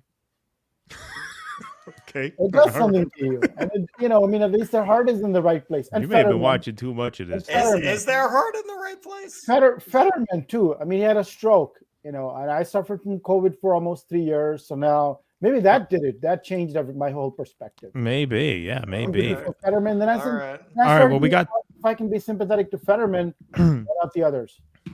Did you promise God that if you got through it, you would support any boring Democrat that got thrown your way? I make no promises to God or anyone because I don't believe in government. Anis, are you going to be available for Tuesday night, or are you booked on MSNBC? On MSNBC, right? Exactly. Well, that will be the day, right? With these takes. Yeah. All righty. Yeah, I could have a way back into all those places I've been exiled from, right? Yeah. I could have, maybe I just want to, maybe I want to be like Tulsi. I want to get back into the good voices of some people. Yeah. Yeah. All right, we got two more folks. I just want to respond to this. Hey, Frank, I don't think it's an either or. I don't think it's a choice between those. I think a lot of very cynical political consultants and Democratic politicians have given the legitimate LGBTQ issues a bad name by transparently using them to distract from economic issues and to avoid talking about them. I think that's the problem. All right, we got two more. Yeah, I just want to say quickly, about the New Hampshire thing. If that it's going to be early in the night, and if Bolduc takes that, then everything I've said about all these other, like Wisconsin and Oregon and Nevada, none of that applies, because if they actually win in New Hampshire, then we will know it's going to be like an enormous wave in the House. Plus, all these will go in that one. And which is what I've been saying, is that because it's so incredibly nationalized, more than I've ever seen, it's just at all levels it's nationalized. So if you see something like that in New Hampshire or Kathy Hochul very early in the evening, it's going to go in one direction. Well, Hochul, I would say, yeah. New Hampshire, I mean, these races are so close. I think some can break some ways, some can break others. Like, I think you could have more of a mixed bag. You think so? There. Yeah. I think so. I think it's possible, just because these races are very, very close. Yeah. I mean, they're talking about red wave now. The only reason we're talking about a red wave now is because Republicans have come back in a lot of these Senate races to make them close. Right. But they're very close. They're still close. Yeah. Georgia is very, very close between Raphael Warnock and Herschel Walker. So we're going to pull that up on the graph here. We're coming down the home stretch, folks. Thank you guys for hanging out with us. I say runoff. We got more money. We're up to $6 on this stream. Yeah. Up to $6, man. I'm not gonna be able to go to the plaza for my escorts this week. That paid for Russell's soy macchiato today. I'm gonna have to go to. I'm gonna have to go to Grace Papaya this week. Yeah, right. Exactly. Thank you, Blue Diamond Jam. Appreciate it. Never voted GOP until this term, voting all red. So where do you live? Yeah, we have to ask where you are if you're voting this way. Voting all red. Yeah, this is a right-wing show now. This used to be a left-wing show. Come put your Republicans in the chat. The haters keep coming and saying, "Oh, you're looking for that Thiel money." I'm like, "Do you know where I signed? Where's the forms?" Yeah, so far we got $6. So far we're at $6. Yeah, see, you motherfuckers are gonna give us $6. Oh, okay, so great. When we take those Thiel bucks, you're gonna be like grifters. So Blue Diamond Gem lives in Georgia. All right, let's do Georgia here. Raphael Warnock versus Herschel Walker. So we have a Walker supporter in the chat right now. Walker up by an average of 0.4 points. Now, it should be known here that if neither of these candidates cross the 50% threshold on the first round, it will go to a runoff. And Anis, you just said that's what you are predicting. Yeah. I gotta say, I am with you. I think it's going to go to a runoff too, which really, really complicates things. I mean, we don't even have time right now to get into the implications of that, and I don't want to spend too much time because it might not happen. It could all hang on that. It could all hang on that, or it could not hang on that. Like, what if it doesn't hang on that? What if the Republicans lock up the Senate and this goes to a runoff? At that point, Walker's going to take that seat because the Democrats are going to say, "What the fuck is the point?" Right? So, look, I don't even want to get into that because we don't know that that's going to happen. If that looks like it's going to happen on Tuesday night, and the rest of the map is looking like that may or may not be what controls the Senate, that'll be a whole conversation we can have on Tuesday. I don't think we should have that as long as that's a hypothetical, but I do think neither candidate's going to cross 50. They're both polling well under 50. It's 47-46. So how do they get there? Yeah, I agree. Like what's going to change? Unless something that's really just not. Unless it's like 2020, when if the Democrats, if it all comes down to Walker winning and saving the Senate, right? Then it's a whole different dynamic. So we can't predict that. It all depends on there's what always happens it with can the rest go. of the Like Senate, we're saying runoff. Yeah, we're saying runoff. So if it comes out, look, the way it would happen is if it comes out where the Republicans are up 50-49 at the end of Tuesday night. And by the way, there's no guarantee at all that we're going to get all of these results on Tuesday night. Some of these races are going to be close. They might be counting for a few days, right? But let's just say when this first round of counting is done, if it's sitting 50-49 Democrats, then the Georgia runoff would determine Senate control because Uncle Joe is still president for 2 years. So the Democrats need to keep 50. If that happens, you're going to have a dogfight. You're going to have a dogfight because all the money from both parties are going to pour into the state. And at that point, anything can happen, right? But for now, I'm going to say that that's going to be a runoff, although I will say I believe Walker is going to have a lead. I don't know if he'll cross 50, but I think Walker will outperform Warnock on Tuesday. I would agree with that. And I've been a Walker guy all along. I thought he was, so I'm a Walker guy. I like Herschel Walker, man. I like Herschel Walker. I'm a very, very independent thinker here. He likes Evers and Walker. He likes Evers, Walker. I like all these people. Hey, I even went for Katie Hobbs, right? He went for Katie Hobbs.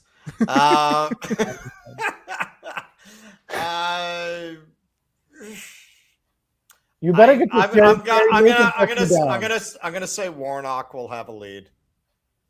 I'm gonna say we'll have a lead, but it'll be a runoff. Okay, interesting. A runoff, yeah. All right, and then the last one. This should have been the easiest one to call a few weeks ago. Instead, it's one of the hardest. And I'm talking, of course, about the Pennsylvania Senate race between John Fetterman and Dr. Oz. This is as close as can be with it. Dr. Oz with an average lead of 0.1 points.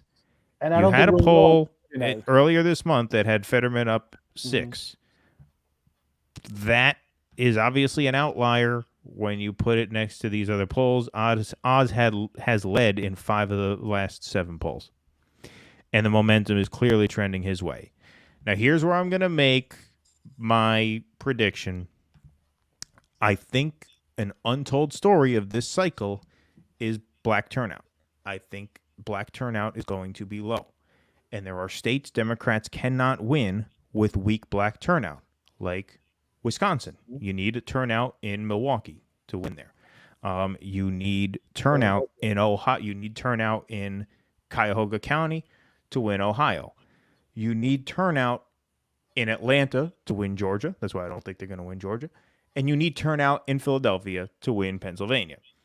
And whether it's Democrat hacks like Bakari Sellers or progressive Democrats like Nina Turner or just volunteers for the Fetterman campaign, I've heard stories of them talking about how frustrated they are canvassing in Philly, trying to generate enthusiasm. That black turnout, I don't think is going to be there. And I think that that's something that a lot of people are missing. Look, the shit libs will show up. That's why I think Arizona, they'll do okay in the Senate race. Because that is a state where the shit libs have outsized power. Because a lot of the Democrats in Arizona are LA transplants, right, who read the New York Times and watch the CNN and blah, blah, blah. When you talk about states with major urban centers, you need black turnout to win. And from what I'm hearing, it's not going to be there. Right. It's not going to be there, which makes it very difficult for Fetterman to win. Now, because Fetterman has this sort of blue collar image, he's been able to develop a polling lead despite whatever lack of black turnout there might be. But that has withered away. Oz has chipped into that. And so now this is going to be a base election there, I think. And you can't win Pennsylvania without the African-American base. I don't think it's going to be there. And so I'm talk about a dystopian prediction. I'm predicting Mehmet Oz is going to win. I don't think so. Fetterman is rallying with the cast of Wakanda Forever tomorrow. Oh, is that? Oh, I didn't know that. Sorry about that. Okay, so that's probably going to turn it around for him. He's actually rallying with Bernie. I think he was either rallying with Bernie today or tomorrow. Is that right? Because he's distanced himself from Bernie for a while, right? So yeah, but Bernie's showing up now. Yeah. Just in time for them to blame him when he loses. Right. Yeah. Oz has got it. Oz has got it. Hang on. So you thought that was a decent performance? Or are you being funny? Are you being a wasp again? You being a wasp, Dieter? Is that your little waspy sense of humor there? You thought it was a decent debate performance? It's always hard to tell. The wasp, they have those thin lips. So you can never tell when they're joking. No, it's a decent performance. Would have been enough, but Fetterman didn't, right? No, didn't he Virtuoso says blacks only care about the presidency, some cable news talking head.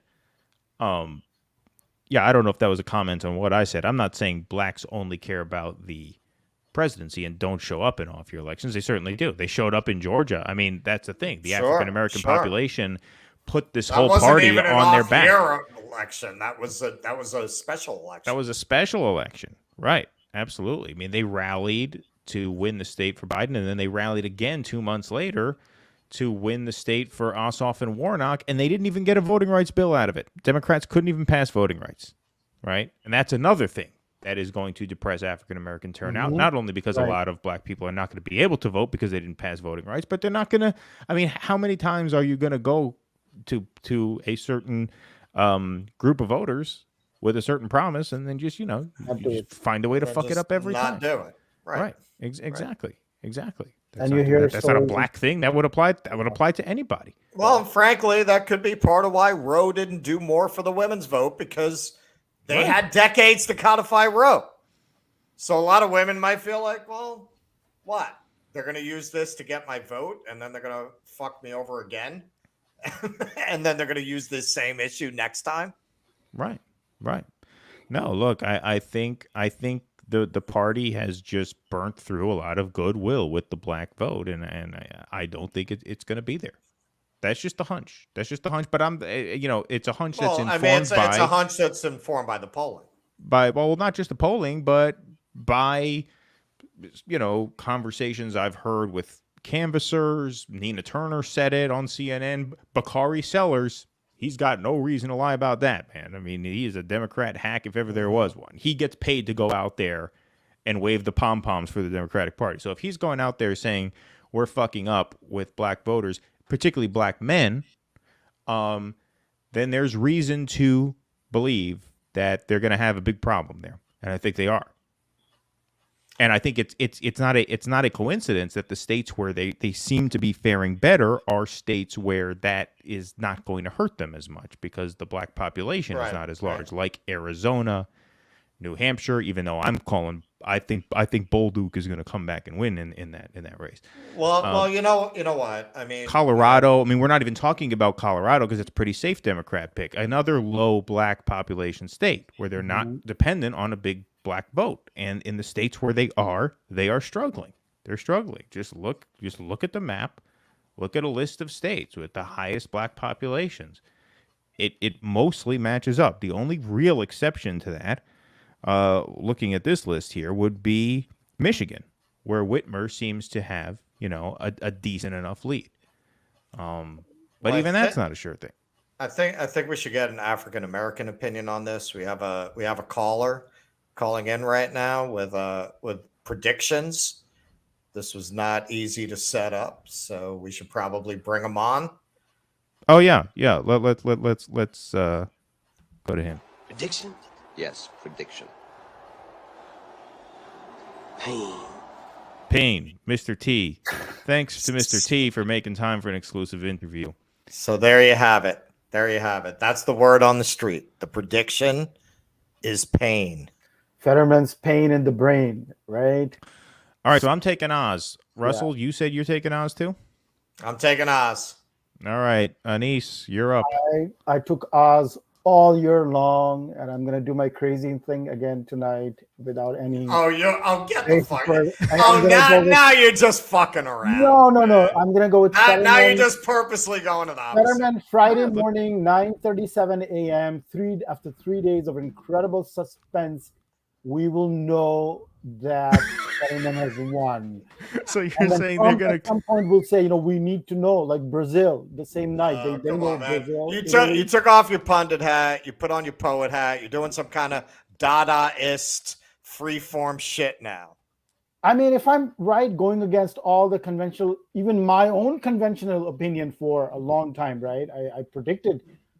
Generally it's safe bet for the last 20 years to say, the Republicans, the assholes, are going to win everything. And it happens every time pretty much, right? So that's a safe bet for, it's worked for me for 25 years, but now tonight I feel like I need to do something different. All right. Well, Anise, I mean, if you're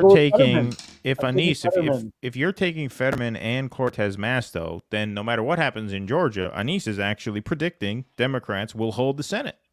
Little optimism from Anise Shivani. Rare, very, very rare knowing you for Yeah. And it's all because my own suffering from COVID, and I feel like, Fetterman went through that, so that has totally messed up my analytical side, and now I'm just a hot mess, because I'm thinking. That's what I'm saying, man. We should get a guy with a snare and a stand-up bass, because you're just doing bebop poetry at this point.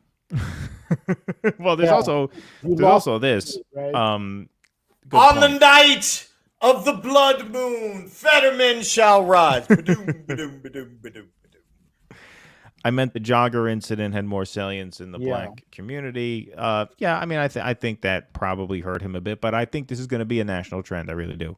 And I think people are missing it because I think people are talking about sort of broader themes here. And they're talking about the women's vote, they're talking about inflation and, border, things like that. But midterm elections come down to, I mean, all elections come down to this, but especially a midterm election, it comes down to how motivated the base is. And the African-American vote is the base of the Democratic Party.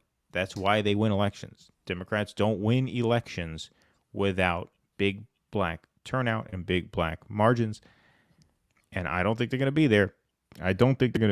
So that's just another prediction that I'll make more generally. Yeah. I second that emotion.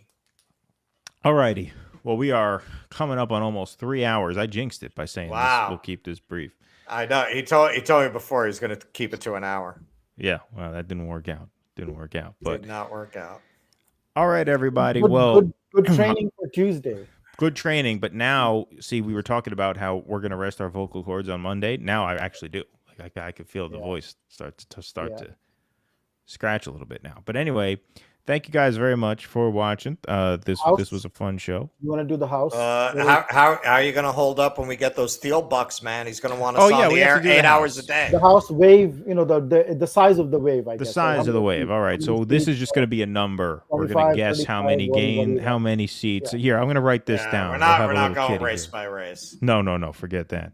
Russell, how many seats did the Republicans pick up? I'll write it down.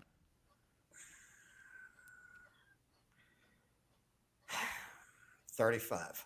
Russell says 35. Real Clear Politics average says 31.5. Anise, how many? 26.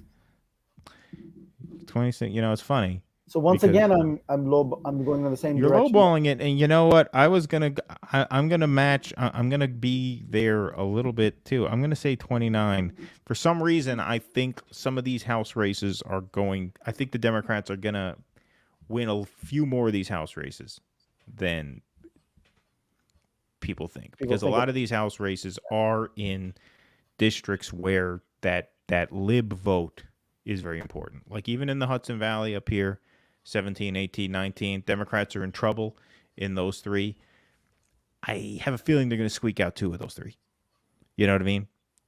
Just because the city transplants are there. I think the makeup of a lot of these swing districts now favors mainstream Democrats a little bit more than it did, just because of the sort of urban flight and this sort of new suburban coalition they have sort of pieced together.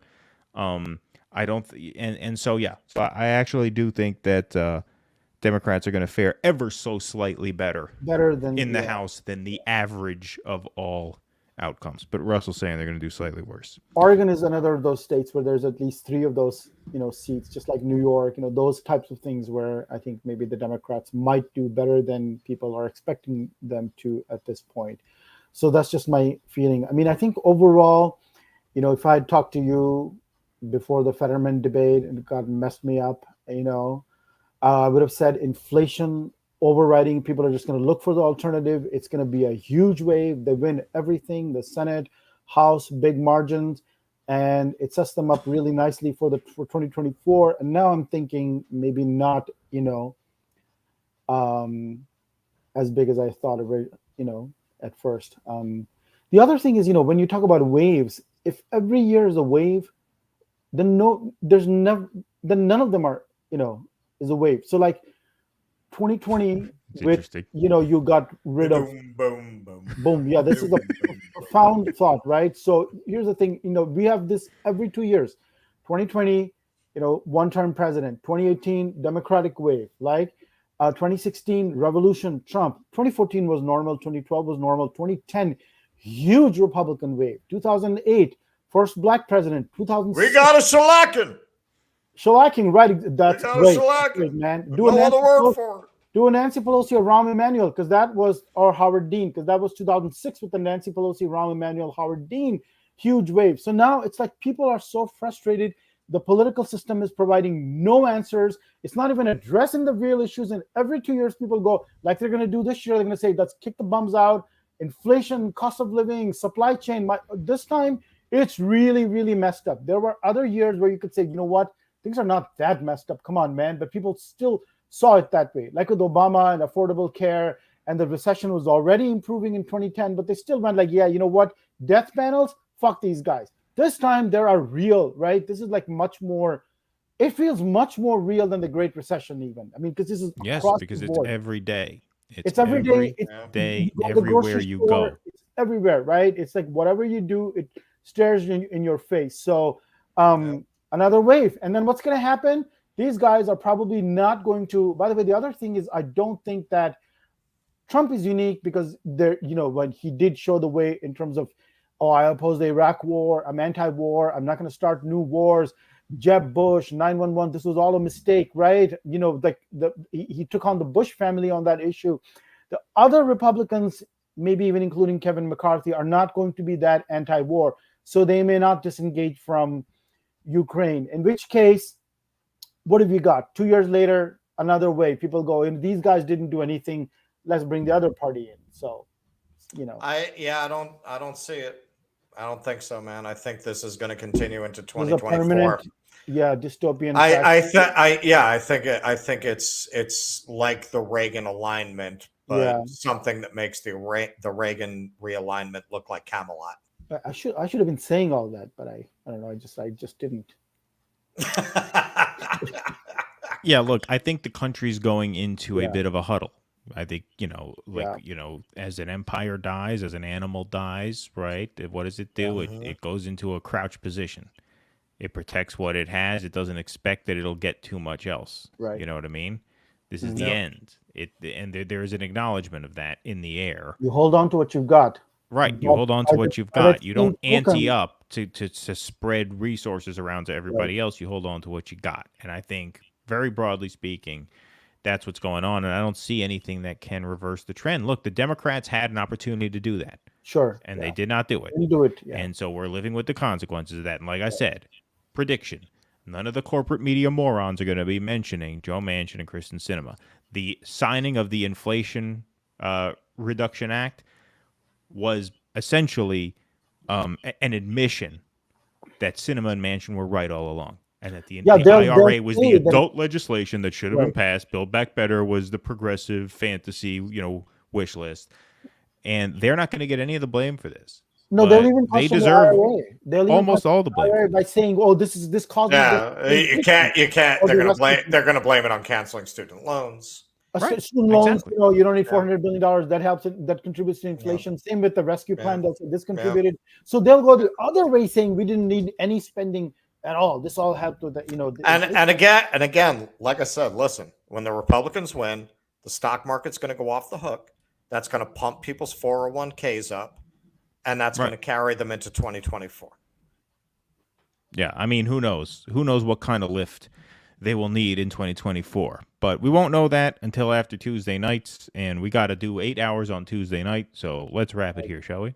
Absolutely. Yeah. All right. Yes. Well, thank you guys very much. This was a great show, gentlemen. Thank you, everybody, for hanging out with us for 3 hours. You guys were a great crowd. You guys stuck it out. I could see by the chat. We had a lot of the same people here now. We're here 3 hours ago. So thank you guys so much. Great to know you guys dug it. Sometimes you do one of these. You're like, are people really going to watch this the whole time? But no, you guys stuck around. So thank you so much. What glass of wine is Layla on?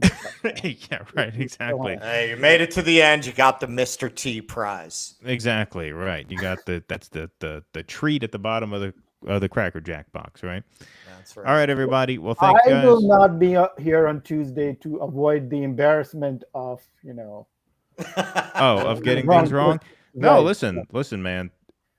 A lot of these could go either way, and I thought the picks where we disagreed were picks where I expected us to disagree more, all three of us, because so many of these races are so tight. So let's see what happens. We'll see. Hey guys, Tuesday night, 6:30 p.m. Spread the word. Spread the word. Yes, spread the word. Let's get a party going in here. Stupid liberal corporate media. What are they gonna do, right? I mean, it's just like fuck those. Fuck Steve Kornacki. Fuck them in the air. All of them. I don't know who else is still doing that thing. Do they still do that stuff? Who does the analysis? We're gonna have some Dan Rather sound drops. Whoever they are, this race is tighter than a raccoon's asshole. They all suck. Yeah. Terrible. Don't watch them, and bring your friends here, right? All night. Bring your friends. Bring your rich friends so they can give us some super chats. Would you? If you don't need any doctors. Bring your friends with money. Friends with money. Yeah, exactly. We'll be back 6:30 p.m. all night long. Be here. Spread the word. Thank you guys very much. Thanks, Russ. Thanks, Anise. This was a fun show. We'll see you guys on Tuesday. Have a great night. Be safe. Be well. Thanks again. Please clap.